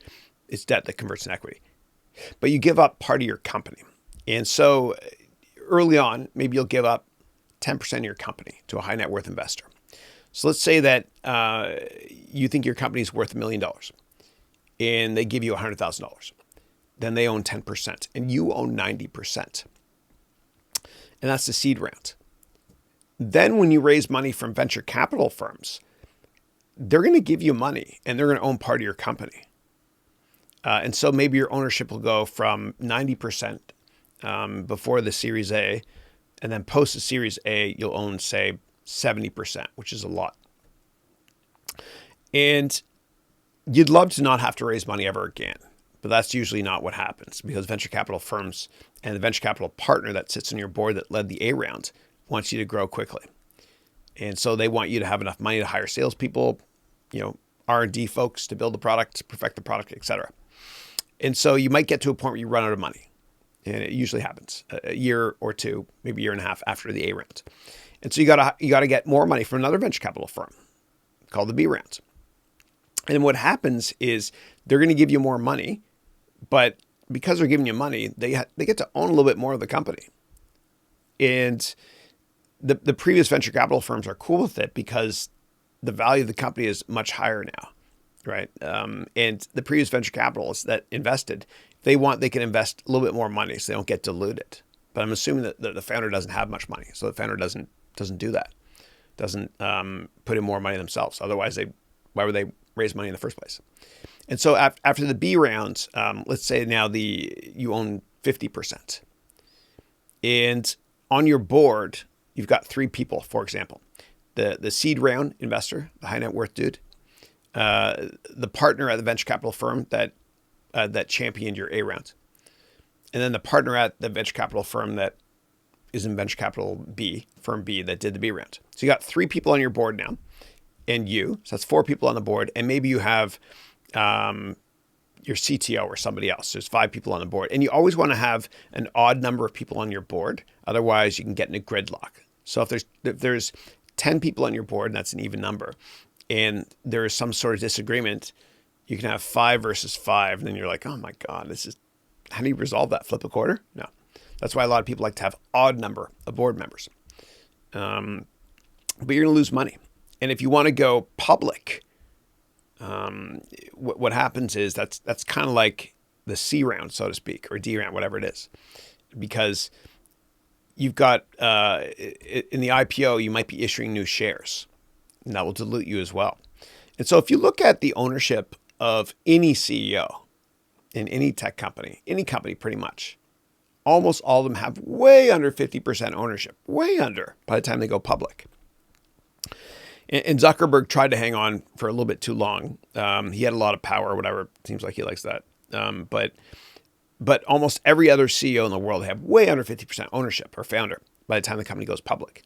And they don't complain because they're worth a hell of a lot more than if they stayed private. You know, for me, I'm never taking a penny of outside money. And I've been offered a bunch of times. I don't care. I don't want money from anybody. Like I don't care if I stay small forever. It's just what I want to do. But a lot of people want to get big fast. So that's what they do. They raise a lot of money through an IPO as well. And then they're basically their boss. Like they think that, like a lot of people that own their own companies and they're publicly traded that are worth billions. You know, one thing that bugs them, they'll never say this, is the fact that they're no longer self-employed. You know, the board is their boss. And they have to report to the board every 3 months how business is doing or whatever it is, if they have quarterly board meetings, which is usually the case. And if they're not performing well, and if growth slows a lot, then there can be activist shareholders in the open market. It's an open market, right? It's corporate Darwinism. And private equity firms, if they don't like the job you're doing and they see your company's being undervalued, they can buy a lot of shares in your company, join the board like Carl Icahn does, and force you out. And it's really painful. And for a lot of people, when you start a company, you're so passionate about what you do that it's like a prosthetic extension of who you are. You know, it's like one of your children, but you love your kids more, obviously.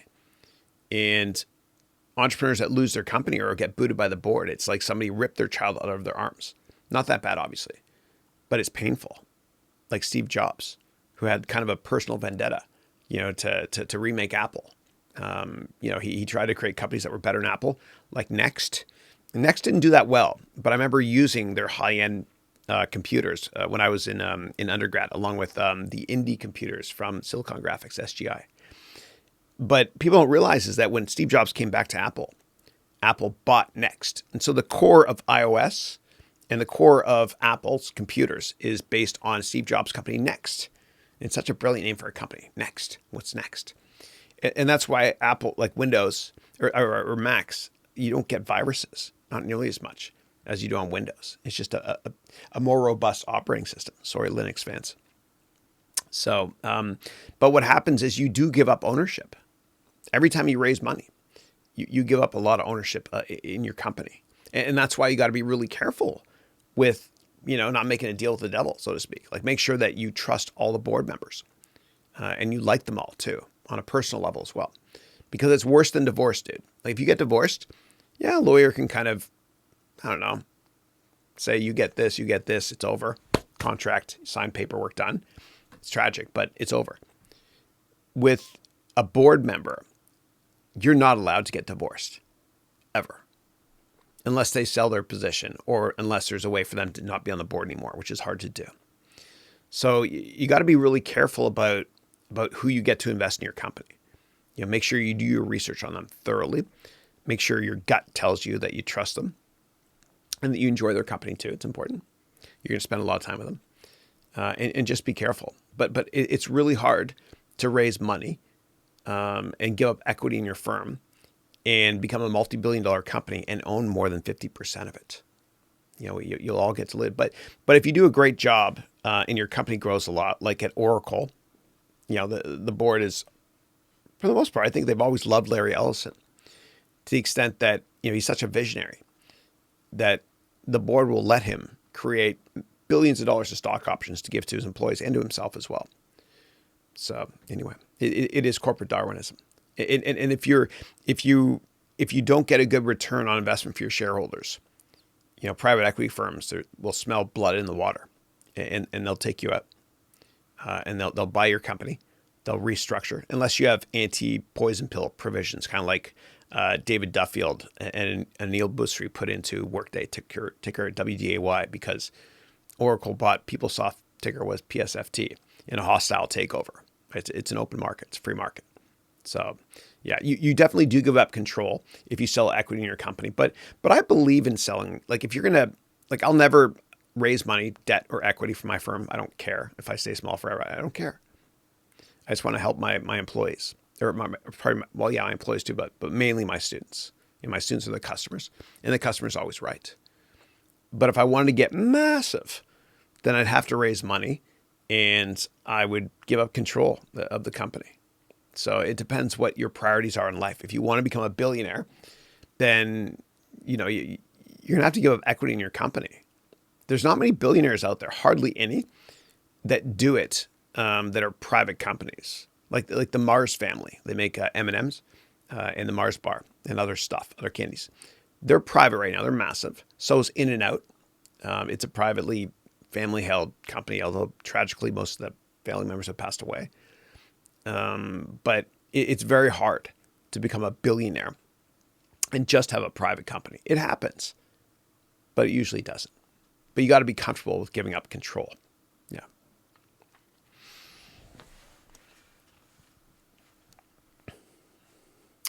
All right. David Hatton is saying, hi, Chris. Hey, Dave. How are you, man? What's going on? And the Will of D. The Will of D. I'm going to get a drink of water. Will of D always tells me to drink. You wrote, did questions by any chance get deleted? Then you wrote, never mind. They are right there. Drink some water. I just said, thank you. And Solly, who's from, he lives in Lithuania. How are you, Solly? What's going on? And then Jacob JR, who's from Dallas. And I remember that because I always think of that TV show, Who Shot JR, Dallas, years ago. I think you're from Dallas. I could be wrong. Sorry. But Jacob's saying, hold that tiger, Chris. I love it. You love it. And you say you got around seeing Tucker, and it was striking the commonalities between you and Jeff Bridges. Oh, dude, that's the biggest compliment you can possibly give me. Thank you for that, man. Thank you. I got to show you. Hold on.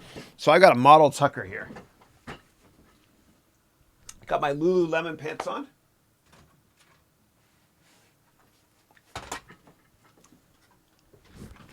Here's my Tucker, and I also did a case study on Tucker in the MBA class. I got to show you. It's really cool. So, or I think I did. I can't believe I'm not sure if I mentioned it yet. I might have, but I was explaining a balance sheet, and I was explaining how. And let's pretend this is me, Steve Carell from The Office. I was explaining how it works. So the way I explained it was, I had the bank of Tucker. I'll explain that in a second. But I was explaining how a mortgage works and how buying a car works, or financing a car. So I was explaining the balance sheet. So ignore this dude in the middle for now, okay? And here I said, a balance sheet has to balance. It tells you what you own and who owns your stuff. And so on one side is, say, a car, right? This is your car you have, stuff you have. And who owns that, right? Say it's a $100 car. Well, 50% of it is from the bank of Tucker, kind of like the bank of Toyota, okay? And the other 50% is you. So so $100 car, $50 owned by the Bank of Tucker, and $50 owned by you. That's me. Okay. The guy from The Office. And I was explaining that the way it works is this side here, it's stuff I have. It's called assets. It equals a combination of who owns my stuff, meaning liabilities, which a bank is. That's the Bank of Tucker, and equity, me. Equity means me. I have ownership. And so I was explaining that using this case study here, just to explain how a balance sheet works. Now you know why they call it a balance sheet. It has to balance. And you always got to question things in business as to why they're called what they're called. And if you do that, you'll enjoy business and accounting much more, and you'll never forget it either. Let me just put this stuff back here. Oh, it's heavy, man. And that scale I just showed you is from it's from 1880. It's an antique I bought on eBay, and I love to use props. And when you guys give presentations, like go to eBay and buy props, even if they're expensive, because you can always sell them back. So it's like you rented them. You pay a 5% fee, whatever it is. Like I have a case study in my MBA degree program where I talk about inventory and how what I'm holding in my hand bankrupted the entire video game industry back in the 1980s. And so what happened was in 1982, the Atari Corporation, they went big. They went all in on a video game called E.T., right? The Spielberg movie. And I was excited about it. And I remember I got it for Christmas. I was 10. I was really excited. And I remember playing it. It was so bad. It was the worst game ever. Oh my God, it was terrible, right? And I remember saying, Dad, this game's awful. And then my dad said, it's from Santa, not me. I was like, oh, okay. Well, screw you, Santa. I'm just kidding. And then it's so bad because I remember when you play it, what you do is you're E.T. who can only face one way, and you walk around backwards in this way, whatever, and it's like Pac-Man. You're supposed to go find Reese's Pieces. It's like they made it up while they were coding the game. And by the way, when Spielberg made E.T., Reese's Pieces, that wasn't in the script. He made it up as they went along, but Spielberg can dream big, and obviously Atari could not. And so what happened was they made too many of these things. And they made so many that the excess inventory they had destroyed the business because they ran out of cash. And so they actually buried these in the desert, hundreds of thousands of these. And I think there's a documentary online. You can find it. So I bought this over eBay, and I bought this for a case study. It's like show and tell. It's pretty cool. It's fun to show too much inventory can destroy your business. So anyway, it's kind of fun, but I really do believe in teaching differently and using props as well. And when you give a presentation at work, bring in props as well. Find something unique and fun over eBay that you can buy. And then sell again on eBay for hopefully the same price. So it's like you rented it, right? It will go a long way. Like I guarantee you, for a lot of you, you probably remember the objects that people brought in for show and tell at school. Remember that kid that brought in that object, whatever that was? Yeah, you might remember that. Do you remember what any kid talked about? No. Do you remember most presentations in your life? No. So you got to kind of present differently and just have fun with it. And you got to get the audience to be interactive as well. And what I've actually done in a couple of my courses, and I recommend you do this, like say you work in sales or you got a kickoff meeting.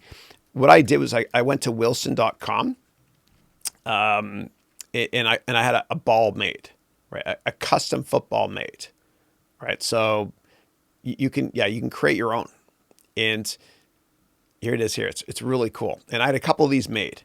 And for one of my courses, the complete personal finance course, I had one made here and I wrote on it 75%. And I showed that as a prop. And it's true. 75% of all people that play in the NFL, within 2 years after quitting, they're bankrupt because they had issues with their personal finance. But what you could do is you can customize these things. And then just think about it from a sales kickoff meeting. You can throw a ball around the room and maybe you can have a brand on it and a slogan, 10 by 10, we're going to sell $10 million of product in 10 months, whatever it is, and throw it around the room and rah, rah, rah. And it doesn't have to be a a football like that. It can be a soccer ball as well, or European football, they call it.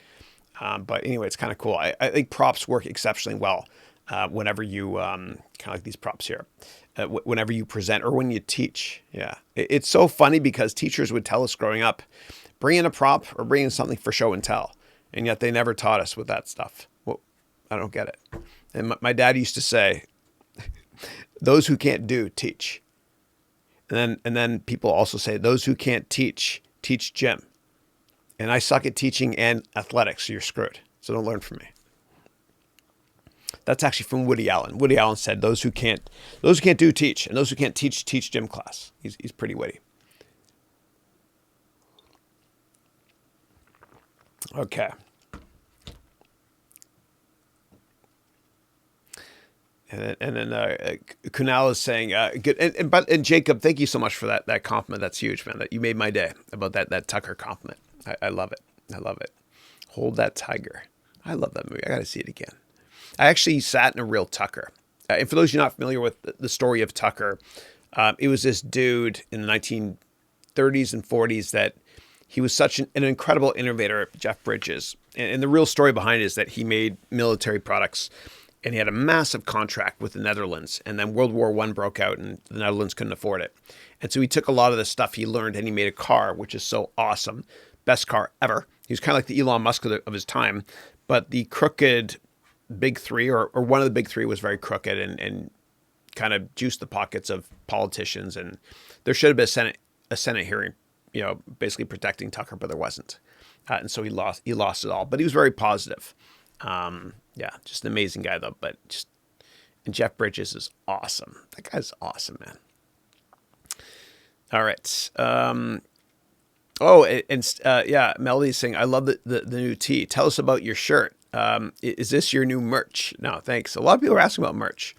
And one of my students, Rose, actually, she wrote this great LinkedIn article about how Amazon has a merchandise product now where you can sell shirts and clothes and you don't have to worry about inventory because the customer buys it first and then Amazon ships it for you. So maybe I'll do merch that way, actually.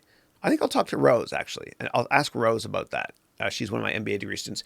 So this shirt here is, so I like to have fun when I teach, and I've got this fictitious company I made up there. And that logo costs literally $5 to make, literally on Fiverr.com. I can show you.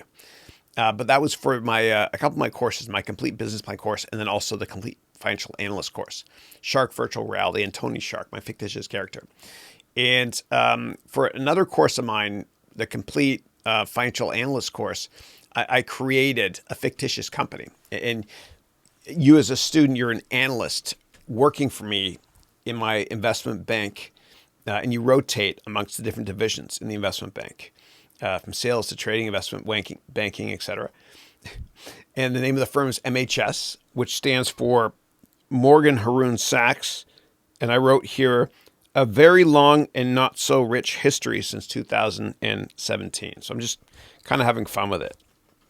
And so there's a guy named Gordon Lizard who works at MHS, who's part of the MBA degree program. And he comes on every now and then. It's me with Bob Ross hair and nerd glasses. And he's kind of a goof. He reminds me of Garth from Wayne's World. Yeah. All right, Jose, how are you, bud? Jose is saying, hi, Chris. Hope you're doing great. Thank you. Thanks in advance for your input. When you were 30 years old, what was your 5 and 10-year goal? Wow. 30. I bought my first apartment in Manhattan. I remember it was right after 9/11, and it was scary time to buy. But because it felt uncomfortable, that made it a great investment. I was kind of depressed. Yeah, 6 months after 9/11, I remember I broke down and cried. And I didn't know why. And I never cry. And then when I was at Goldman, they made us all go through therapy. All of us go through group therapy. And it was because it was 6 months after 9/11.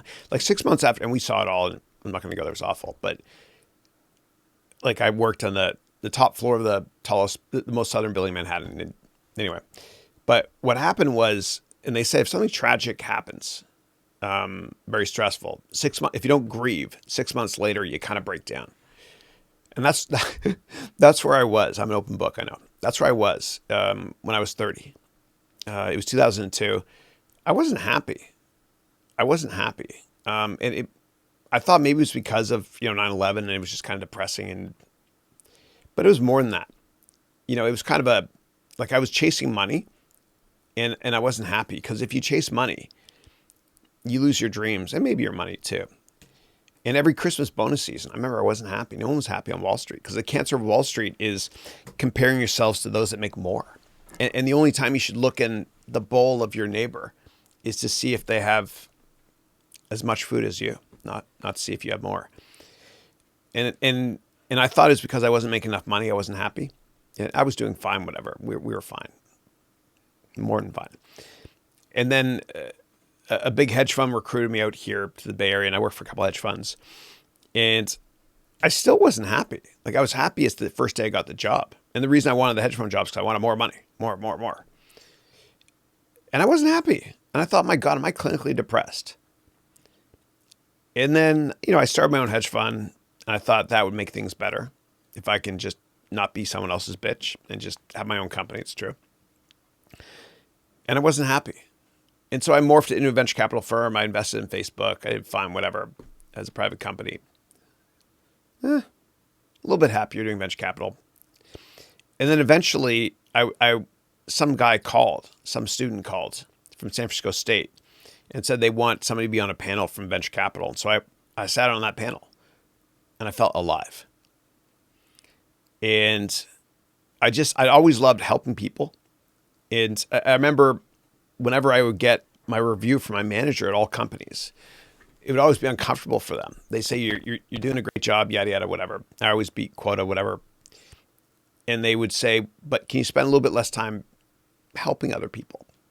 And I was like, no, it's just, I love doing it. I always want to help. And, I've had friends that were convicted of insider trading, multiple friends, and gone to jail. And everybody runs away from that. They're like, oh, I don't want to be associated with that. And I would run towards them.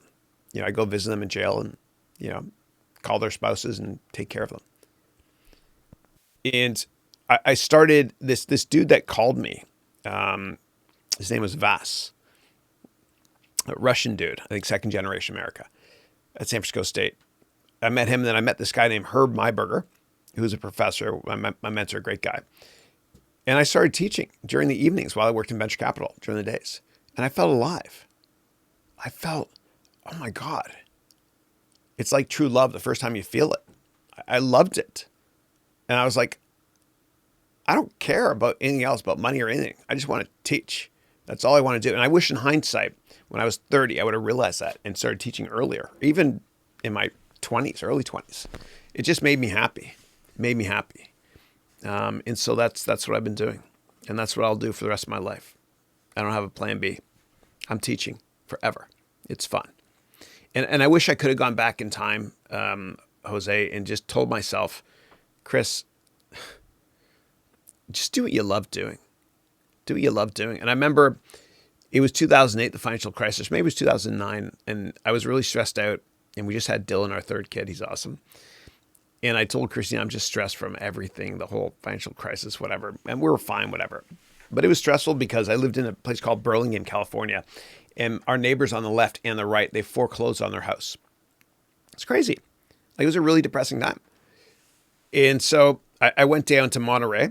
And for those of you that watched that show, Big Little Liars, which Christine watches, my wife, that's why I watch it. Not true. I actually watched it, and I told her to watch it. And yeah, I watched the OC as well. Okay. I watched that, and I loved it. And I watched Friday Night Lights, and I loved every episode. Okay.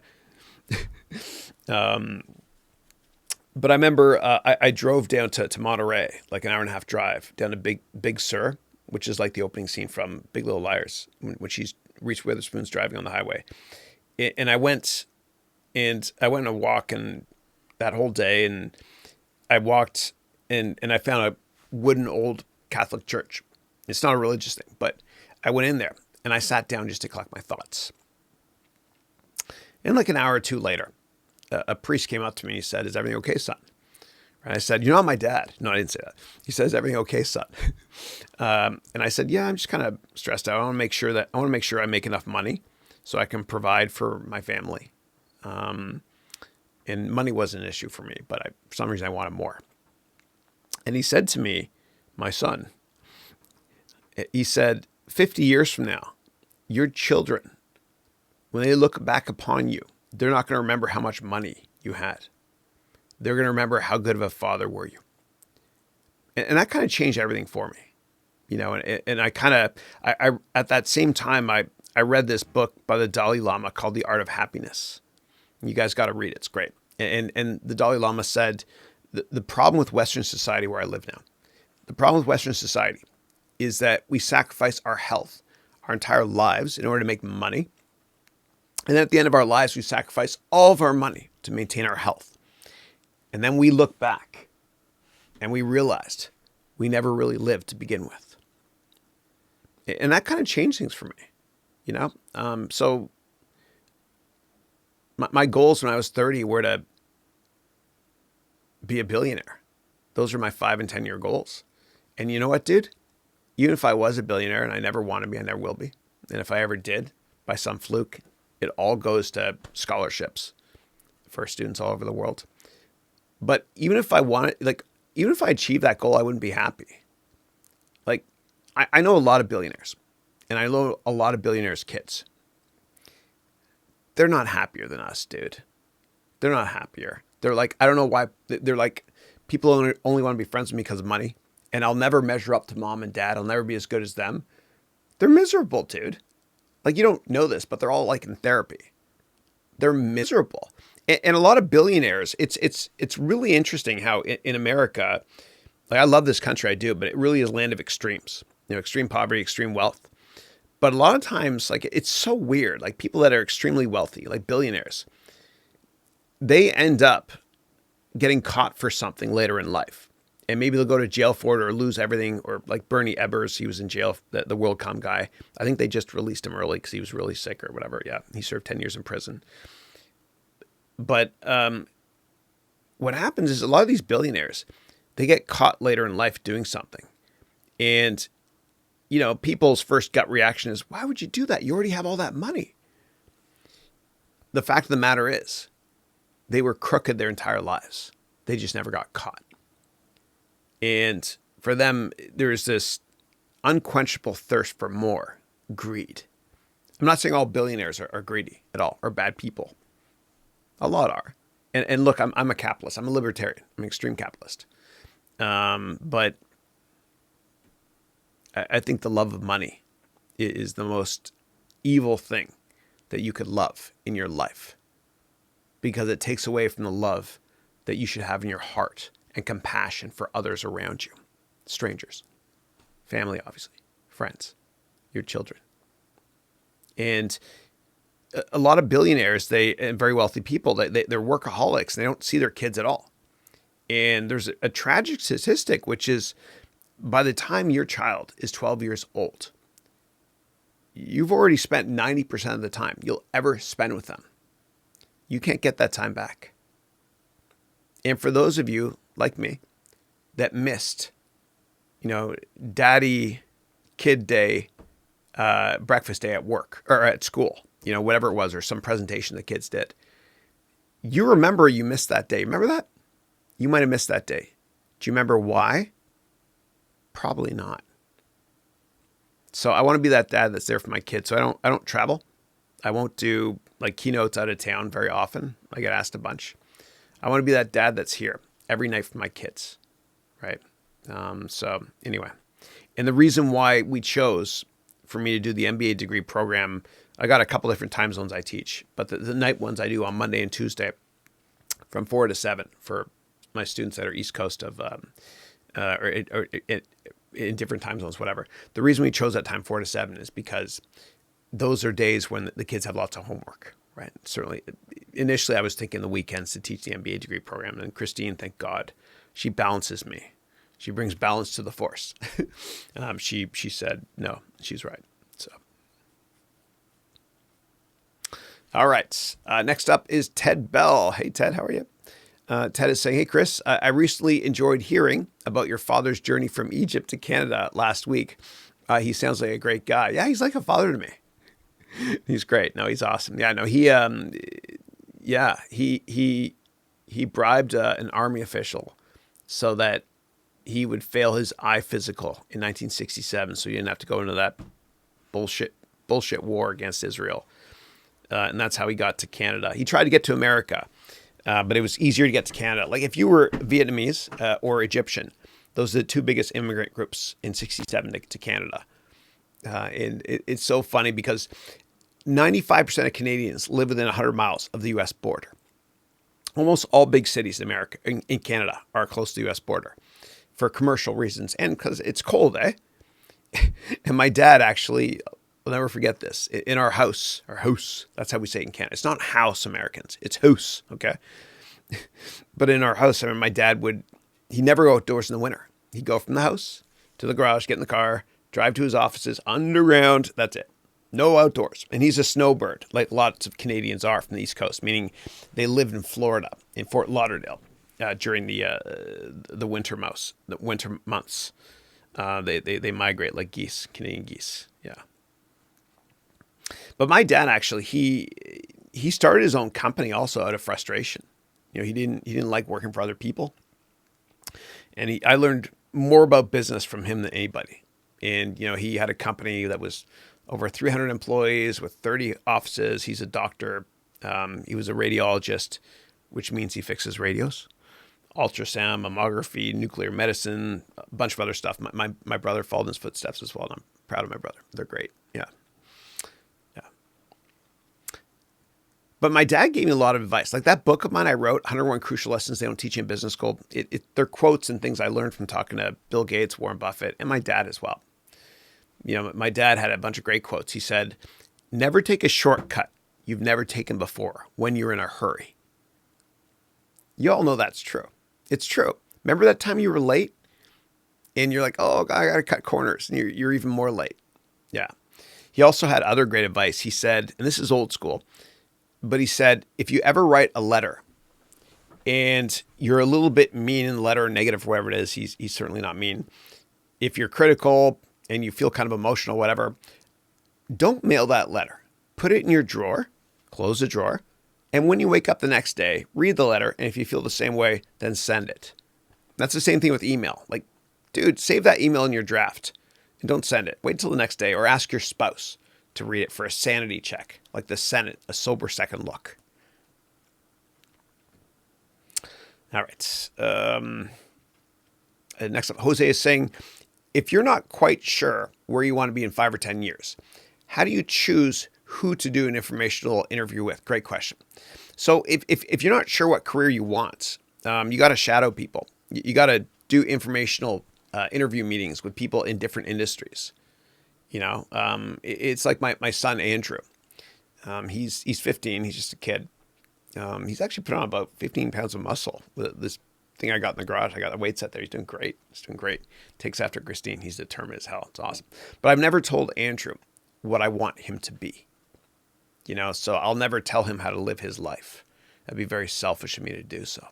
I want to raise kids that are happy and confident and, you know, believe in God too. But he'll choose for himself. But what he's doing is he's shadowing a bunch of our friends and my brother too. So this summer I think in Canada, he's going to go just for a day to my brother's office to watch how my brother fixes radios because my brother's a radiologist as well. But just shadow other people or set up informational meetings. Like I wanted to be a lawyer years ago. I don't know why.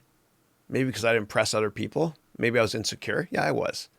I want to be a lawyer. I read all the John Grisham books. There was a great movie out in the theaters at the time called A Few Good Men with Jack Nicholson and Demi Moore and Tom Cruise. It was great. And, you know, I went down to Harvard Law to check it out. I read a book by Scott Turow called 1L. And then I started and stuff and just kind of network. Oh my God, I hate this. And I thought to myself, are you an asshole before you go to law school, or do they teach you how to be an asshole in law school? Unless you're a civil rights lawyer, then I love you. I thought the microphone stopped working there for a second. Sorry for cussing twice. Actually, I'm not, because it's about lawyers. Unless you're a civil rights lawyer, then I love you. Why would you want to be a lawyer? Like, why would anybody want to be a lawyer? I mean, you're lying half the time. That's not fun. What's fun about being a lawyer? Like, there's a lot of people that go to law school that end up not becoming a lawyer. And I will say, though, to be intellectually honest, if you're a lawyer, if you go to law school, it teaches you about contracts, which can help in business. It can. It can. All right. Next up is Stella saying, do you think LinkedIn is a good place to start? Yeah, absolutely. When it comes to networking. Absolutely. Yeah. And Melody's saying, Chris, thank you for your advice. You'll pass it on to your friend, John. That's right. Yeah. That tennis fly catcher is hilarious. I want one. I would do what Dylan did. Yeah, my kid. Yeah. Dude, this thing is awesome. Like don't ever use a fly. Like, fly swatters are so dumb. Like, splat. You got to clean the wall or whatever. Disaster, right? These things are awesome because what you do is when you see a fly, and they're fun. I am 7.5. But when you see a fly, what you do is you go like this, and it electrocutes it. I'll show you if I get another one here today. And then what you do is you hold it like this, and then go outside, then you tip it over. Yeah. If it's a big fly, like a big one, like if you live in somewhere in the world where there's big wings, careful, because it can catch fire if you overdo it. So I always have my fire extinguisher here. I got to go get it. I got to show you guys. Give me 1 second. I'm going to show you something that's important.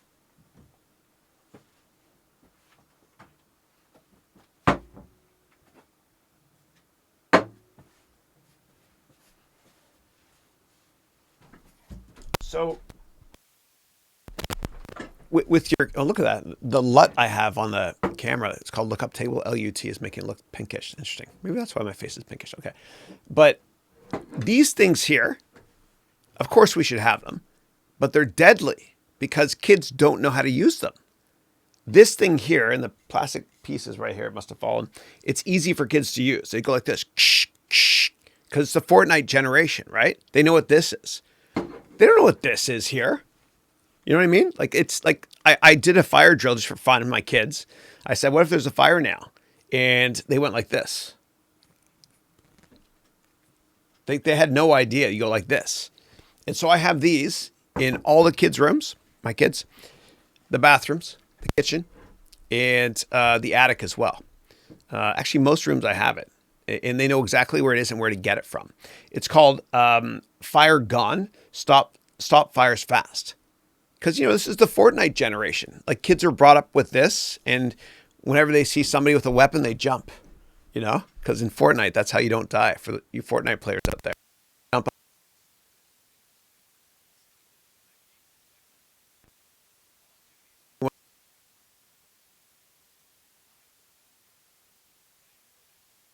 You jump.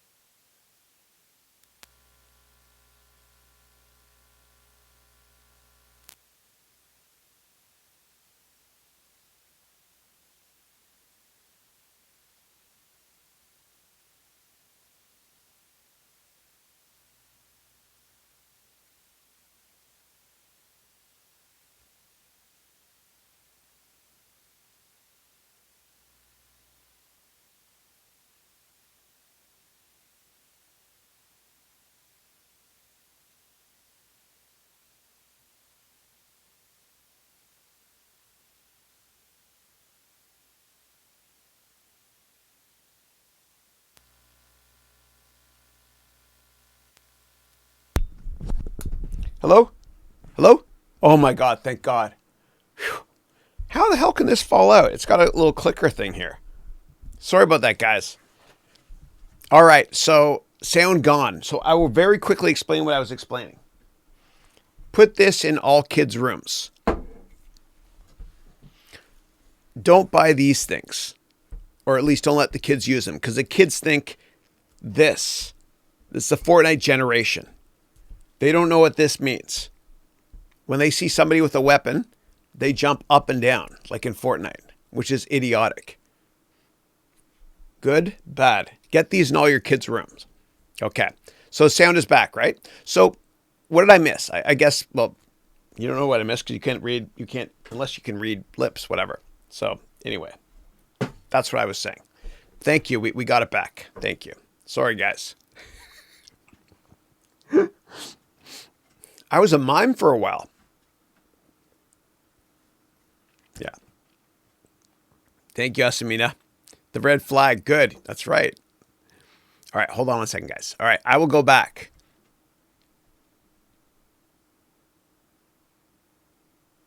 It was Amin. Amin, I was talking to Amin. That's right. He's a new student. Let me do a search on his name. Here we go, Amin. And I said, welcome. Great to have you. And I hope you join us again. First time I've seen you. You wrote, much love for your work. Thank you. What tips do you have for entrepreneurs to improve their communication and accounting skills? Yeah. So let me kick it off with accounting.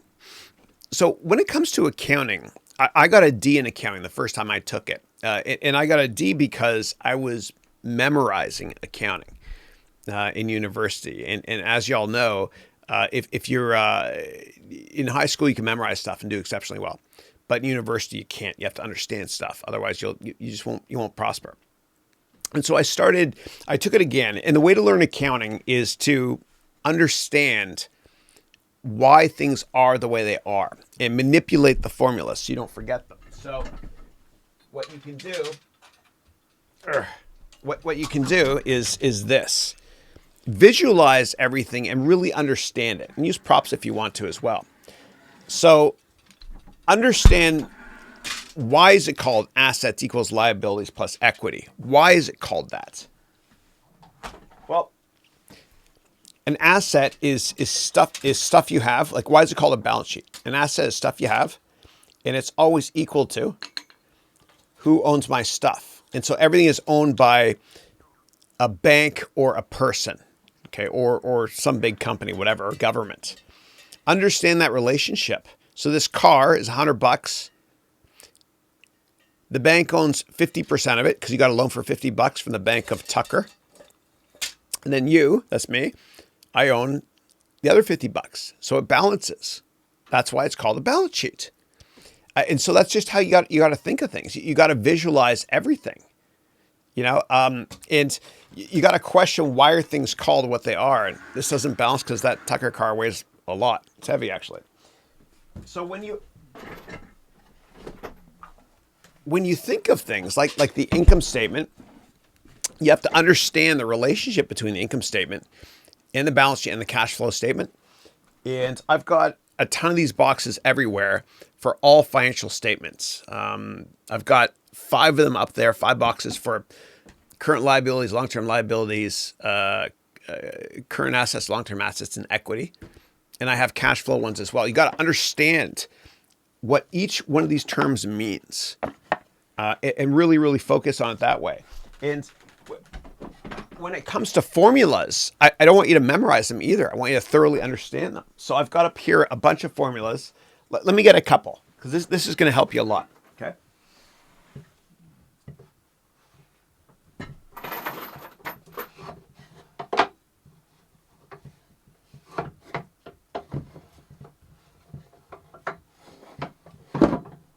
That's fine. I got the ones I want. These are all formulas. So whenever you, and I did this for my MBA students and made a fool of myself, but I don't care. I want them to laugh at me, not with me, and I want them to learn. But whenever you think of a formula in finance and accounting, I want you to think of this, right? Especially if it's divided by. For every one thing on the bottom, you get how many things on the top. And so what I did was I made a milkshake, right? I brought up my Ninja blender, my kid's Ninja blender, and I put in 1 banana. And I said, I'm going to put this 1 banana. I ain't falling for no banana in the tailpipe. What movie is that from? But I said, I'm going to take that 1 banana and I'm going to put it in a blender. And I put some milk in it. And it made 3 milkshakes. So for every 1 banana on the denominator, we made 3 milkshakes. And by the same token, whenever you see the word margin, right? So I could say apple margin. What that means is apples divided by revenue. Margin means revenue. So whenever you see net profit margin, that means net profit divided by revenue. And that means this. Revenue is on the denominator. For every $1 in revenue, how many pennies in net profit are we making? So if your net profit margin is 25%, that means for every $1 in revenue, you're making 25 pennies. Operating profit margin. If your operating profit margin is 10%, that means for every $1 in revenue, you're making 10 pennies of operating profit. Remember the banana. I ain't falling for no banana tailpipe. Another example is this. Whenever you see return on something, it basically means net income divided by something. So if I say return on pears, that means net income divided by pears. If I say return on equity, that means net income divided by equity. What does that mean? Well, equity means something you own. So for every $1 in stuff I own, I'm generating a certain amount of net income. So if my return on equity is 36%, that means for every $1 in equity I have, meaning for every $1 ownership I have in the business, I'm making 36 pennies on that $1 of ownership. Remember, return on means net income divided by whatever. So return on assets means net income over assets, which means for every $1 in assets I have, right? Meaning stuff I have right here, stuff I have, like this car. For every $1 in stuff I have, I'm generating how many pennies of net income? So if return on assets is 40%, that means for every $1 of assets I have, I am generating 40 pennies. And then you gotta take it to the, and you gotta understand whenever you're forecasting the future, it's so damn easy because everything is just it's just a percent of sales. Hold on a second. This is just part of my income statement. So when you forecast the future, it's so easy. Everything's just a percent of sales for the most part. Yeah, there are exceptions. That's how easy it is. It's simple. And when you're forecasting the future, it's like you have a crystal ball, right? Like you have to understand that finance, you have to be comfortable with uncertainty, right? You're never going to be 100% right. Yeah, but just directionally, you want to be close enough. So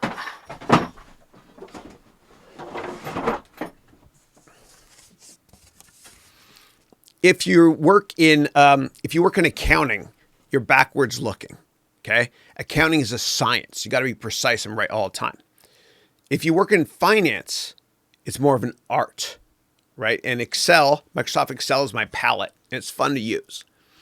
And you have to be comfortable with uncertainty and not color within the lines, so to speak. And so within finance, if you can predict the price of a stock within 15% or so, you're a billionaire. It's hard.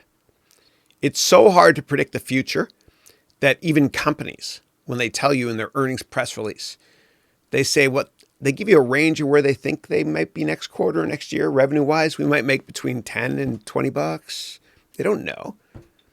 And so when you predict the future in your financial model by modeling Excel, sales in Excel, everything else is a percent of sales for the most part. Just be comfortable with uncertainty. Be comfortable with uncertainty. So, but anyway, these ratios, like the way I mention it, really helps. So every time you see a ratio or any sort of divided by thing, the denominator is one banana and the numerator is the number of milkshakes. For every one banana, I made 3 milkshakes. For every $1 in revenue, I made 16 pennies in operating profit. That's my operating profit margin. My return on assets, for every $1 in assets, how many pennies did I make in net income? And I want you to rearrange this formula too. So here, this is, in this scale, it's not working perfectly because that Tucker car is heavy. All right. So this formula here is the balance sheet. And I want you to ask yourself, well, what if the balance sheet didn't exist? Well, we never know what's who owns your stuff? Like, you don't own all your stuff. You know, like for example, let's get rid of this car here. When you buy a house, you don't own all of it yourself unless you're really wealthy or older, or actually you should never own your house entirely yourself if there's tax advantages. Okay. But if it's a $100 house, you might own 50% of it, and the other 50% is owned by a mortgage company, a bank. So it balances. And you can always rearrange this formula too. So assets, which means stuff you have, is always equal to who owns your stuff, meaning liabilities plus equity. So you can rearrange this formula too. You can say equity equals assets minus liabilities. That makes sense. Equity means stuff I own, stuff I have. So equity means what? Okay. So equity equals assets, the stuff I own, minus debt I have. Okay. So my net worth is equal to the stuff I have minus debt. Assets equals, or equity equals assets minus liabilities. Rearrange these formulas. Play around with them a lot. Okay. And it will help you out tremendously in understanding what all this stuff means. Dude, I got so much stuff here. I gotta kind of smile and make this my cover image for the week. Hold on. I gotta go here with Gretzky. Yeah, this is too good to pass up. There we go. That's my image for the week. And I'll do a little screen print so I know exactly where it was, so I can fast forward to here, to the time, 10:27. Okay, cool. All right. Clearly, I don't care what people think of me. People that might think I'm crazy the way I teach, but you got to be like that. You got to tell yourself, I just don't care what people think. And you'll be successful if you do that, I promise you. This is a beautiful scale from 1880 that I got on eBay. I'm the only person that still uses eBay. Yeah. Okay, great. All right. So we got some fun props here. A little crystal ball, predicting the future. But that's what finance is, dude. You know, you got to be comfortable with uncertainty when you're predicting the future. So, and this is a badass Tucker car. You can actually go to Francis Ford Coppola's vineyard in Napa Valley and see a real Tucker. He was the guy that made that movie Tucker. And Francis Ford Coppola, he never did what he did for the money. Like, he never made Godfather for the money. The only Godfather movie he made for the money was Part 3 because he actually ran out of money. He was bankrupt. And that's why Godfather 3 sucked compared to Godfather 1 and 2. Joey Zaza. Remember that? Okay. All right. Oh, and I'm in terms of communication. The best way to improve with communication is just to force yourself to present. And I published a vlog. And the way I publish my vlogs is I use Hootsuite to publish everything in the future. But let me see if it's here, actually. I want to show it to you. If it hasn't hit yet, it'll hit probably tomorrow. I publish all my vlogs a week in advance. Let's go here to Hootsuite, which is like French for toot sweet. And let me log in. And I'm going to show you guys how to use Hootsuite. It's actually pretty cool. Let me get my face on here, though, for whatever reason. Okay. All right, so let me log in. So you can use Hootsuite for free, and you get up to 30 whatever messages per month. And I automatically publish my stuff 1 week in advance, right? And I usually do this on the elliptical trainer at night. It takes me about 2.5 hours to do all my vlogs for the week, including making the thumbnail. So this one is going to be tomorrow. And if you're watching the replay of this, it's going to be tomorrow, Friday, January 31st, 2020, at 9 a.m. Here, this video here is called "I Went to Jail to Conquer My Fear of Public Speaking." And watch that video when it's published tomorrow, and you'll see how I conquered my fear. But you got to run to your fear in business and condition yourself to love your fear. You know, if you condition yourself to enjoy finance and accounting so much that it's like you're reading a good book, you'll be awesome at it. And if you condition yourself to enjoy public speaking, you'll love it as well. I used to be terrified of it. I'd literally rather die than give a speech. And then I ran to my fear, and you can watch my vlog tomorrow. It talks about I went to jail. That's a catchy headline. People will click on it. I went to jail. And if they don't click on it, I don't care. All right. And Asamina is saying, oh my God, we have that racket for years in Greece every summer. Dude, you have this? Wow. When I was a kid, man, up in Muskoka, which is, everyone would go to a lake in Canada, cottage. I remember we had these green spiral things that would burn and the smoke would basically tell bugs go away. But that's when we were pacifists. Now we just murder them with this. Yeah. Yeah. Anyway. And I do see one up there, dude. And he is going to, I have to get him. I've got to go get him. Here we go. Hold on. He's right on the light. There he is. All right, good. So I got him. Here he is. See, he's burning up here. See the smoke? Yeah, it's messed up, I know. But here he is here. If I hit it, he'll burn up a bit more. Crazy, eh? Did you hear that? Yeah, so he's now burnt to a crisp. And I smell dead fly. Okay. The fly's gone. Oh, dude. Burned fly. I get it. Okay. All right. Stella is saying, I also learned wearing masks helps when I'm sick. Oh, that's right. The Japanese thing I mentioned before. It's so crazy everyone wears masks in the subway as we've been dealing massive dusty air issue here. Yeah. Yeah. It's interesting. It's interesting. Yeah. Yeah. God willing that virus is just, it doesn't get out of hand in China. Yeah. I can't believe Russia closed the border, eh? Wow. Scary, man. It reminds me of World War Z. Yeah. All right. I hope they find a cure. All right. All right. And Valenz, hope you're doing well. And Valenz is from, he's from Indonesia originally, but he lives in New Zealand. So thanks for joining in this at such a difficult hour in New Zealand. Or maybe you're going to be watching the replay when I answer this. Yeah. And for those of you that watch this, if you can't make the call, I have one of my employees the same day make a replay. So that if you go to the description field of this video or all my 75 webcasts so far, you can click on any question you want. It'll automatically take you there. It's time coded thing, whatever you call that. So Valence is saying, hey, Chris and everyone, hope you guys are doing well. Likewise. Are you guys keeping safe from the coronavirus? Yeah, I was just thinking about that. Yeah.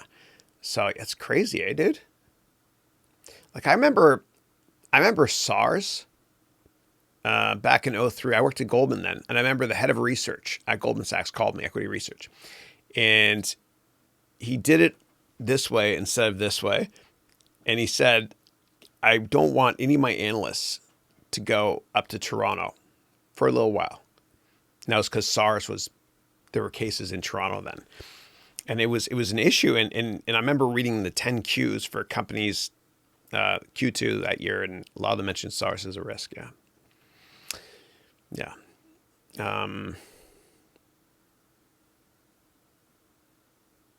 Wow. Rose is saying, there's a student at my school, and you're in Virginia now, and they suspect that the student has the coronavirus. Wow. I hope everything's okay. Yeah. And Essamina is saying, hi, Wrigley. Hope you're having a lovely week. I don't know if Wrigley's on the call. You there, brother? I'm sure he is. Okay. And then Credit Genius is saying, have you ever gone after sponsorships? I haven't. There's one very big company talking to me now. I'm not going to let it bias what I say. But if anybody asks me about that company, I'll say no comment. Yeah. But I wanted to be always unbiased, but it's not going to be a sponsorship where I talk about their company ever. They're just going to kind of take one of my courses and they'll be able to sell it on their platform or give it away, whatever, to their 50 million users or whatever it is. But that's not going to bias me at all. I'm always going to be independent. Always be independent. So hopefully that works. Is the audio quality loud enough? If it's not, somebody let me know. Thanks.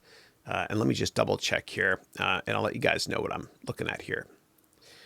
All right, so I'm going to go here. I wish there was a good alternative to Wirecast, but they've cornered the market. There is something called OBS, but it's not that intuitive. So I'm using the F-Series, a new microphone. Yeah, I think I got the sound cranked up properly. If it's not loud enough, somebody let me know, please. All right, let me go back to Chris mode here. All right.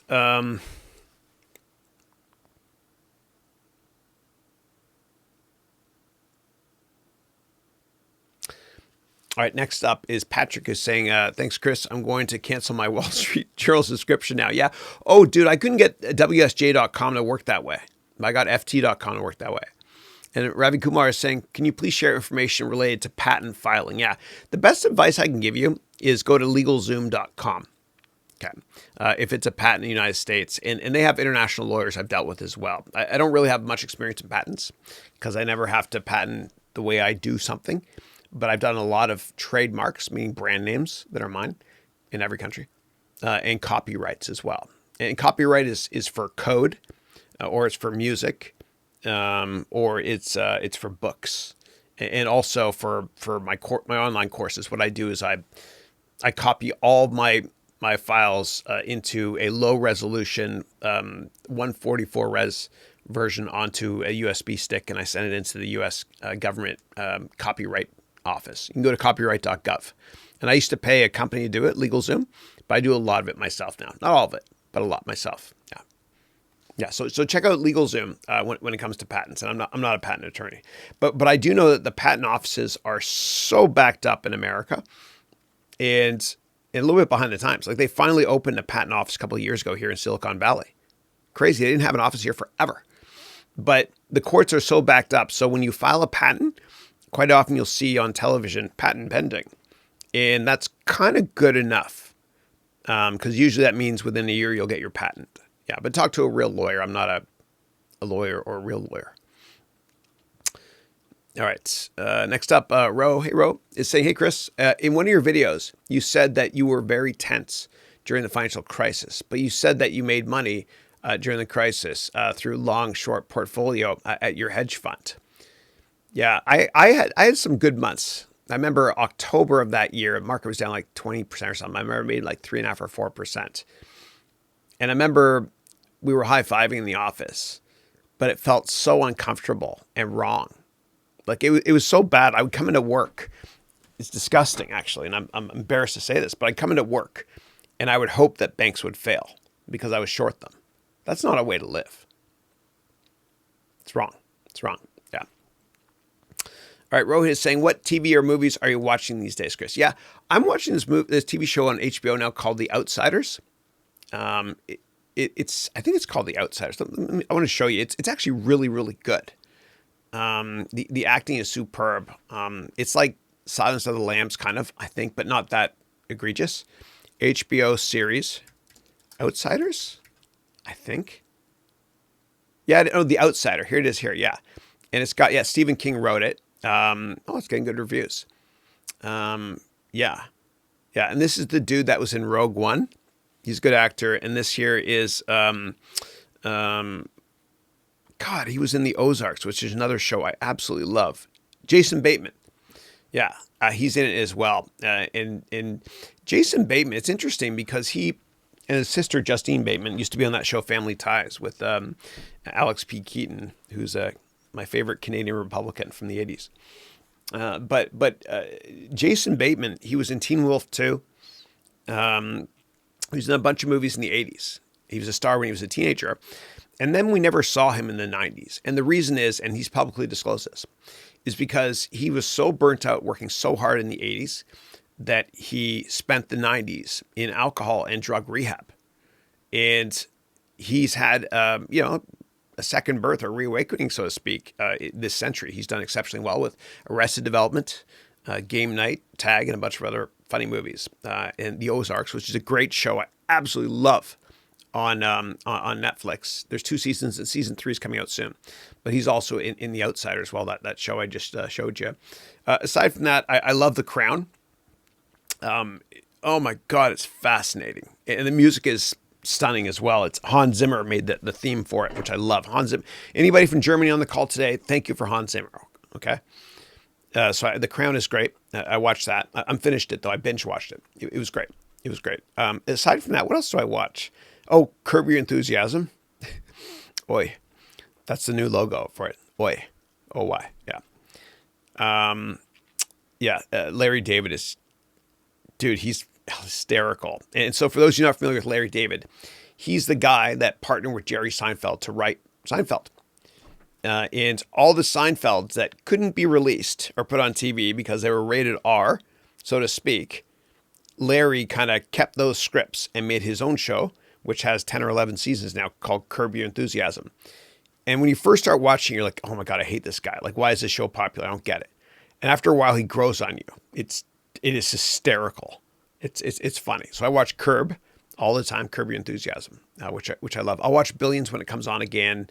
I watch most series on Showtime and HBO, whatever they put out, I watch. Usually it's high quality. Netflix, it's so hard, man. Netflix has so much junk. Like I don't know what's good and what's not. And so I don't watch anything on Netflix unless a friend of mine says, hey, you got to watch this. That's just how I watch. You know, a lot of it is garbage. It's just, there's just too much of it. I don't know. What else did I watch? Oh, Apple TV. Oh my God. You got to watch the morning show on Apple TV Plus, and you can get just a test membership for a month and then cancel if you want. Binge watch it. But it's amazing. It's with Jennifer Aniston. Unbelievable acting. Steve Carell's in it too. And so is Reese Witherspoon. It is very high quality. It's amazing. You got to watch it. I also watched The Loudest Voice, which was a miniseries with probably the best acting I've ever seen from Russell Crowe. Better than Gladiator, where we got Best Actor.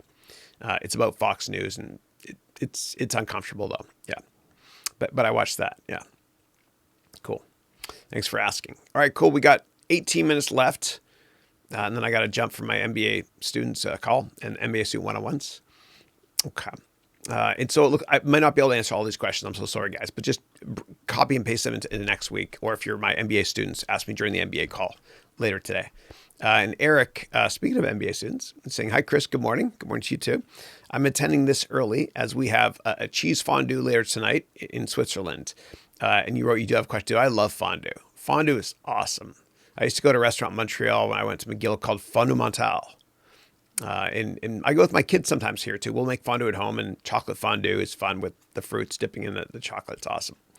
It's great. But I did go to Switzerland. I went to Zurich with Christine. I think it was 2002 when I was at Goldman. And we had fondue in Switzerland. It was great with bread, and you dip it in cheese. It was good. It was yummy. And Eric is saying, can you tell about trends in insurance? I have an interview on leadership development role next week in the insurance industry. Yeah, I'm not an expert in that area. My only exposure there is I worked on the merger of Manulife Financial and Confederation Life when it filed for bankruptcy in God, that was 1995, I think, when I was at Accenture. Yeah. So from a tech perspective, I'm not an expert in that area. I'm so sorry. I don't really know it. And even when you talk about term life insurance and all that stuff, I'm not an expert. But yeah, I do have life insurance. But yeah, I'm not an expert in that area. It's a little bit confusing for me, to be honest. Yeah, but I will teach it at some point in the MBA degree program when we talk about personal finance, I promise. All right. All right. Next up, Credit Genius is saying, I just joined a Zoom. Do you like it? Yeah, Zoom is great, man. It's amazing, right? It's cheap. I pay for it now. I got slightly premium service for it because sometimes I'll do calls with my MBA degree students, and it'll be like Brady Bunch style. So you have like 9, most people don't get that. And I am dating myself, but you get 9 people at once, and you can have more than that. I love it. It's fantastic. Yeah. Yeah. And next up, Patrick is saying, it's hard to see light at the end of the tunnel after losing everything again. Yeah. Yeah. And I don't know what I hope everything's okay, Patrick. I hope everything's going well with you. I got to kill this fly, and then I'll talk about it. Oh, just missed him. Damn it. I'll get him in a second. But I remember I had hard financial times years ago, and I remember calling my dad, and I was like, Dad, I don't get it. Like, I do everything right, and just life's not working out. And he had me read the book of Job in the Old Testament, which is prophetic because Job is Job. And it made sense. I'm not going to get all religious on people here, but every perceived setback I've had in my life, I'm so grateful to God it's happened because it sent me down a different path. And so in hindsight, it wasn't a setback at all. And now I don't get stressed out. I just tell myself, I'm going to get religious. Here I go. I tell myself not to ever get worried about things in business because I tell myself, God already knows what's going to happen. And that puts me at ease. And if I stress too much, it's like I'm questioning my faith. God has the wheel. Don't worry. All right. And Anthony said, someone sent me a happy birthday text. How do I respond? Oh, thank you, I guess. Yeah. I'm bad with text. Like I get so much spam text now, and even my phone. I never answer my phone unless I know somebody's calling at a certain time. Yeah. All right. Happy birthday, Anthony. Happy birthday. It's a great name. Saint Anthony is my mom's favorite saint, and Padre Pio. And actually, Matthew, my son Matthew is Hebrew for gift from God. But I named his middle name is Anthony as well, for Saint Anthony. Yeah, and it's just a cool name. It can be Anthony, it can be Tony, it can be T. It's awesome. Happy birthday, T, or Anthony. Happy birthday. All right.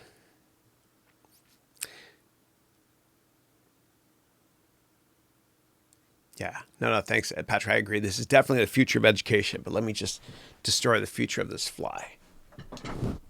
Oh, dude, it's killing me. It is absolutely killing me. If I do get sponsorship, oh, here he is. It'll be just for this. Ah, I got him. Oh my God, I shocked him and he's still flying. Okay, I will get him in a second. I promise you. All right. Okay. And it's actually my birthday on February 2nd every year. Yeah. Groundhog Day. Now I got Bill Murray in my head. And it's Sandeep. Hey, Sandeep, how are you? I'm working on a U.S. taxes and hedge fund. Can I know which is the best book to learn hedge fund from scratch? Yeah. So there's no real book, and I read every single one I could find before I launched my hedge fund, and while I worked at other hedge funds years ago. There's no book that will tell you how to set up a master feeder structure that is up to date. Okay. Master feeder means you have an onshore entity, which I have, my general partnership here. And then I had an offshore entity in the British Virgin Islands for my international investors. And BVI, British Virgin Islands, is a lot cheaper than Cayman Islands. But if you want, I think a great resource, and I am biased, is a course of mine called Hedge and Mutual Fund Careers, the Complete Guide. And you can go to Udemy to take that course. So just go to Udemy and search for hedge and mutual. Go to my username. You'll find my hedge fund course there. Yeah, it's 8 hours. Okay. And Hari is saying, hey, Chris, I hope all's well. Likewise. I wish to shift my career to managing oriented role in overseas, specifically looking in Canada and Germany, but I do not have a degree in this background. How do I get in? Yeah. So I recommend networking a lot. Like take my complete job course and I'll give you a lifetime guarantee on it. That's how confident I am that it's going to work out for you. Take the whole thing. It's like 11 or 12 hours. It'll help you out tremendously. And it'll help you from a networking perspective as well to get informational meetings with people. I promise you, it will work tremendously well. And if you network a lot, it doesn't matter if you don't have a degree. That's right. Do you know how many people have started in the mailroom and have gone on to become CEOs without a high school education? I mean, there's tons of people. You know, the former president of Cosmopolitan magazine, you know, she started in the mailroom. You know, the CEO of Goldman Sachs, Sidney Weinberg, he was CEO for decades. He started in the mailroom. You've got Simon Cowell from American Idol. He started in the mailroom. David Geffen, multi-billionaire. You know, he's one of the owners of DreamWorks, along with Katzenberg as well as Spielberg. And he owns that great album line. What's it called again? Album thing? I can't remember what you call it. Anyway, he owns Geffen Records. There's lots of people. There's the former CEO and chairman of the New York Stock Exchange, the NYSE, you know, Dick Grasso. There's the former president of ESPN. They all started in the mailroom.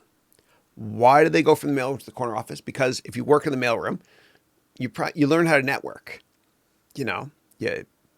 Good morning, sir. Here's your mail. Did you see the Blue Jays game last night? The Blue Jays beat the Yankees, as they always do, or whatever it is. So they networked, and so can you. So take my complete job course on Udemy. I promise you it'll help you out tremendously. It will. And if you want to do a more advanced version of that, a much more advanced version, sign up for my MBA degree program for next year's class. Yeah. And applications will be online soon. Yeah. All right. Stavros. Hey, Stavros, how are you? Stavros is saying, hey, Chris, your videos and courses have finally gotten me back on track building a tech startup for a business intelligence software as a service application via your business plan course, getting scared from analyzing the competition. Any advice? Yeah. So it's tough in the software and tech sector when it comes to competition. It is a very competitive industry. The most important thing I can tell you is that the best product doesn't usually win. It's the one with the best marketing and the best sales force. And so network like crazy using what I teach in my complete job course. And that will help you get customers. Okay, it will really help you a lot. If you want to get customers, you got to ask for a lot of meetings. So take that course. I'll give you a lifetime guarantee on it, the complete job course. That will help you out tremendously. And usually, in technology or any industry, a company is only as good as its customer service. And you have to articulate that to your potential customers and current customers, that you have the best customer service. You will walk through walls. You'll give them the best possible customer support. Like I pride myself in customer service with my students, by always trying to humbly be there for them if I can. So you want to articulate that you have the absolute best customer service compared to the competition. You're small, you're nimble. There's no such thing as a support ticket that gets escalated in a couple days after you speak to a robot chatbot. You show up on site immediately and you fix the issue. So that's what I would say. And relationships are more important than product knowledge. And so just make sure you network like crazy to be able to help out your customers do custom installs or whatever it might be. Yeah. But take my complete job course. I promise you that will help you a lot. But I know what you mean. It's tough. But I always believe, Stavros, that two girls or two guys in a garage can destroy a big company because they're nimble, they move quicker, they have independent thought, they're not biased by politics and bureaucracy of a big company. And all you need in the SaaS sector, software as a service, is one big reference customer. Especially the banks. The banks all spend billions of dollars every year in R&D. And B of A Merrill Lynch, they spend well over $10 billion a year, and so does Wells Fargo, ticker WFG. And what they do is they have sandboxes, and they beta test a ton of products. So network to get to know somebody who works in technology at B of A, Wells Fargo, and see if they could beta test your product. And if they do beta test it, even for free, that's a reference customer. Try using that as a soundbite. Our customers include Bank of America, Wells Fargo. So get that one reference customer by offering incredible customer support and by networking like crazy. And don't ever buy an Ember cup mug thing like this. Doesn't work. I should just buy a microwave and put it right here. Save me money. I love my coffee at 145 degrees exactly. Damn it. Okay, it's fine. And by using this mug, though, I will say, I drink less coffee because of this. That's a good thing, because I only do one cup that stays hot all day. It's supposed to stay at 145 degrees. That's why I think it's worth getting one of these things. When I used to drink other coffee and I didn't have a warmer like this, when it got lukewarm, I just kind of finish it and get more. But this kind of curbs my, limits the amount my intake. All right. We're supposed to end at 11 today. I'll go a couple minutes over, though. We got more questions. All right, cool. Next up is Hari is saying, Chris, what are the hard skills that are required in managing role? Does it depend purely on the industry, Where are we going to land in a management team, or is there any common hard skills? Yeah. So I would say the ability to motivate people is important. And I have a course called How to Motivate Employees. Also the ability to delegate effectively. And I have a course on that as well, also on Udemy, called How to Delegate. So those two courses, How to Motivate and How to Delegate. Those are two key skills you need to have. And just there's little things I've learned over the years. There's this brilliant man, Godfrey Sullivan, and I invested in a bunch of his companies like Hyperion and Splunk when he was the CEOs of those two companies years ago. And Godfrey would always say, and I think he learned this when he worked at Apple years ago, that, and he would say, always criticize in private, but praise in public. There's nothing worse than being berated over and over and over again, or criticized by your manager in front of your peers. If you're going to criticize an employee, there's tactful ways to do it. You do it in private, but you want to praise more so in public, because that will set the tone in the corporate culture as well. And happy employees and a happy team are more productive than miserable ones. Yeah. But check out those two courses of mine if you want to. Yeah. All right. Next up is you're most welcome, Melody. Always great to have you. And I hope you do feel better. And best of luck to John in his interview today. All right. And then Patrick wrote, did they give you that at Goldman? I don't know what you're referring to. I'm so sorry. No, you're probably referring to something else. Yeah. But let me know. I'm so sorry. My bad. My B, as my son says. Always a pleasure as well, Ranjini. Thanks.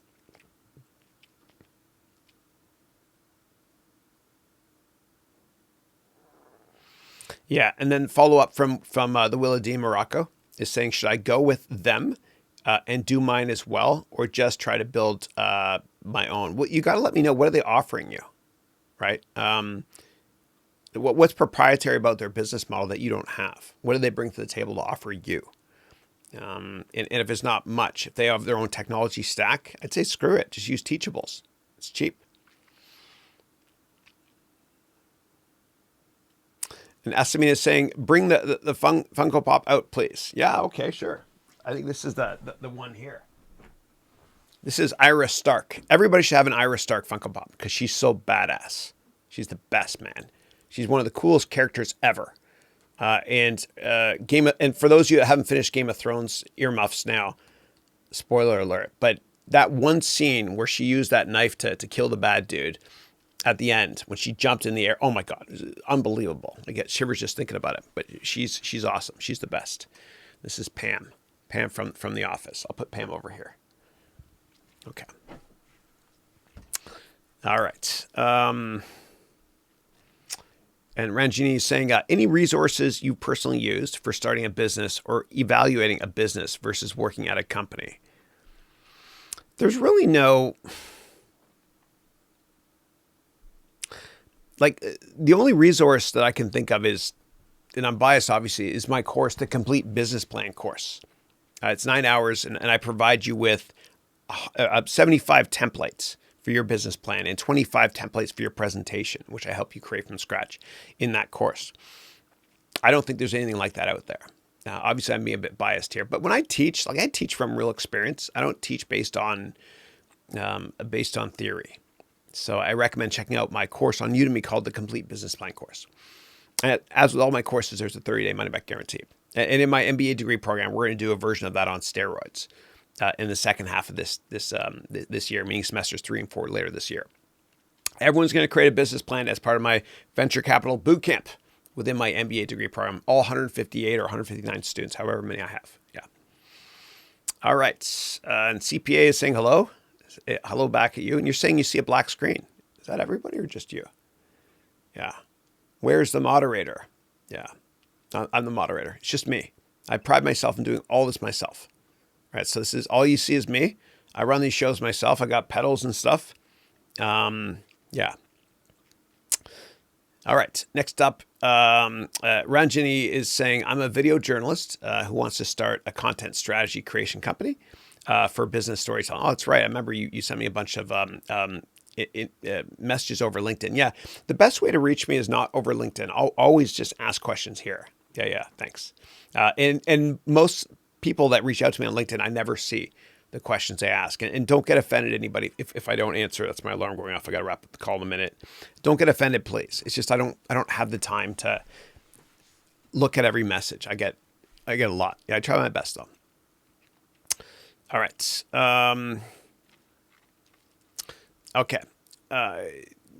Stella's saying, yes, I'm with you, Chris. Being open-minded and experimenting lots without caring what other people think is truly key for me, for all of us. Being a chameleon and a contrarian, this adds up for me. Thank you, Chris. You're most welcome. You're most welcome, Stella. Thank you. And remember, when we looked at your LinkedIn profile, those 3 months in your resume, those 3 months never existed. Yeah. You know what I'm getting at. You remember we talked in class. Yeah. And Stella is writing, I'm laughing. Is that Pam from The Office? Yeah, it is. Yeah. So she's cool. She's cool. Yeah. But not as cool as Iris Stark here. All right. And then Ranjini is saying, can you share your Calendly link? I'm so sorry, I can't because it's only for MBA degree students. But if you want to apply to the MBA degree program, you can apply online. We'll have the application up soon, I think. Maybe you can go to my website, it might be there. And we'll start looking at applications late this year. And we'll start the next program December 14th this year. Yeah. But I'm so sorry. It's just for my my current students. Thank you. Okay. Eric's saying, hey, Chris and all. It's 6:40 p.m. over in the Netherlands. You have to go and review your answer later on. Awesome. Yeah. And I'm so sorry, Eric. I couldn't be more resourceful for you with the insurance sector. It's just, I'm not an expert in that area. Yeah. And Patrick is saying, my girlfriend works at a startup and her boss, meaning the founder, just got removed by the board after getting their debt restructured. Big, passionate Aussie man. Became a sobbing mess. It was very, very sad. Yeah, I'm so sorry you're going through that. It's hard, man. Like you always got to have a plan B. And if you get a call from a headhunter, I don't care how much you love your company, you got to have a plan B, because if you don't, you're kind of hurting your family and yourself. You just got to. And a plan B can also be a side hustle, a company you start on the side. Always have a plan B, because what happens is with companies, like business is always cyclical. You got great markets, bad markets, boom, bust, repeat, rinse, lather, repeat. And what happens is companies tend to overhire during good times, and then they tend to overfire during recessions. They cut into muscle and not fat. And so you always got to have that plan B. And you just got to be loyal to your family first, yourself second, and a company third, always. Because as much as your boss loves you, if the board decides that your boss is gone or that every department has to let go of people, it's out of your control. So you can't control that. So focus on what you can control, which is starting a side hustle, or that plan B is interviewing with other firms. Take every meeting you get, every headhunter call. And if you work at a big company and they give you a cell phone, if you have enough money, please get the exact same model cell phone for your personal phone.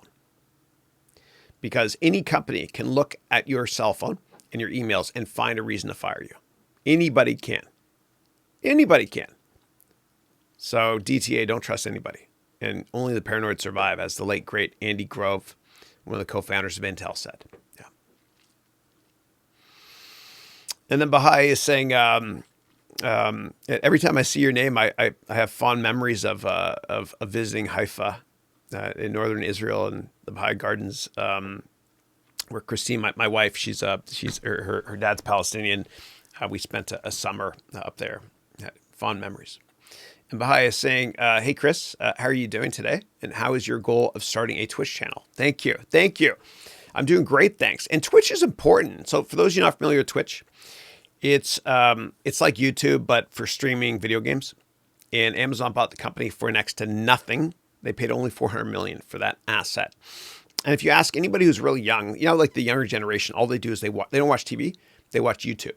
But if you ask them, well, when you're not watching YouTube, what do you watch? They'll say Twitch, right? They'll say Twitch for streaming at least. And what I can do here is eventually I will start streaming here over Twitch. I'll show you. It's actually pretty easy to do. What you do is you go to output settings here within Wirecast. And then here I can go here and I can add Facebook Live. I'll never trust Facebook ever. Content delivery network, CDN companies, whatever. Microsoft Stream, Twitch, Vimeo, whatever, and all these other places. So you can do all that stuff here. So eventually I'll do that because it's write once, read many. Like all you have to do is just send one. You can send multiple out and it doesn't hurt my bandwidth here at all. Yeah. So, all right, let's see. And I got to wrap this up in a minute or two. So guys, so sorry. All right. And Abdul is saying, what career would you recommend for somebody who gets bored too easily? It's been 15 months now since I started working and I'm already bored. Dude, you are me when I was younger. I don't hate my job. It's just that it's becoming too monotonous. Yeah. The second you stop learning is the second you got to move on to another company or transfer within that company to a different department or sit down with your boss for a review and ask if you can take on, more autonomy, more responsibilities and do something different. And a way for you to kind of understand what you're passionate about to find yourself career-wise is to tell yourself, if I'm given 30 days off today and I can't travel and, you can't work and you can't do school, what would you do with your time? Whatever that is, that has got to be embedded within the DNA sub-fabric of who you become career-wise and what you do. It's a great soul-searching exercise too. Go on a long walk, a 10-hour walk by yourself. Bring a pad of paper or your Android device and take notes and write down what your perfect life is going to be in 10 years and try to think about how can you fill that gap. It's a gap analysis. And to apply to my MBA degree program, I have everybody write an essay, which is what is your perfect life in 10 years? Because I want to humbly do what I can to help you achieve those goals and much more. Yeah. Yeah, that's my second alarm. And my water reminder, it's saying, Chris, time for water now. Okay. Okay. And Vishal is saying, I want to become like you. Oh, thank you. Thank you. Dude, I'm crazy though. Like to be like me, you got to be, I'm a little nutty. Actually, I'm just me. I'm just me. All right. And Vishal is saying, sir, call me Chris, please. What are some advice that you would like to give a 20-year-old boy? Yeah. So what I recommend doing, because I've vlogged about this a couple times, and I got to wrap up the call in a minute. And I love the question, and thank you very much for asking it. But what you can do is go to my YouTube profile, my YouTube page. Just do a search on. You'll find my webpage here, whatever. And then what you can do is there's a vlog I have here. And I'll show it to you. Give me 1 second. So do a search for advice. Actually, what I'll do, I'll make it easier for you. I'm going to paste it for you, okay? I get that a lot. Wow. God, am I ever repetitive? Look at this. Oh, my goodness. Yeah, advice. The world's 6th best doctor. Yeah. When I met Bill Gates and why he did not hire me. So just go to my vlog and do a search on the word advice. And there's a bunch. There's a bunch that come up. This is one I did last week. Yeah. And the reason resolution appears bad is because I don't want to take up bandwidth, but I do them in 4K actually. Yeah. So there's that. Here's another one. Best advice I ever got. This was from December. And then I got another one. This. Yeah. Ages ago when I used to wear my Back to the Future shirt. Remember those days? And we of course, I got to go 4K. Hold on. I want to see what it looks like. I'm curious now. It's been a while. Yeah. So anyway, I'll close that down because that's a bandwidth hog. But just go check that out. Just go to my YouTube profile, please, and do a search. Yeah. And I'm so sorry. I see there's a lot of a bunch of questions left. I'm really, really sorry. I can't. I just don't have time to answer them because I got to do my MBA call. So if any of my MBA degree students are asking questions here, just copy these questions and ask me on the MBA for MBA students only call. It starts at 11:15 a.m. And then we got a bunch of one-on-ones after that call is done. So for those of you in the MBA degree program, go to my website, Haroun Ventures, and obviously go to the calendar and click on the link for the MBA call. And for those of you that just joined me for this call weekly, if you subscribe to my vlog, I'll see you tomorrow, or mañana, as they say. In tomorrow's vlog, I talk about when I went to jail to conquer my fear of public speaking. Okay, it's catchy. You got to watch the video to learn more. And if you don't subscribe to my vlog, God bless y'all. Have a great weekend. And I'll see y'all next week at 8 a.m. same time as always. Thanks, everybody.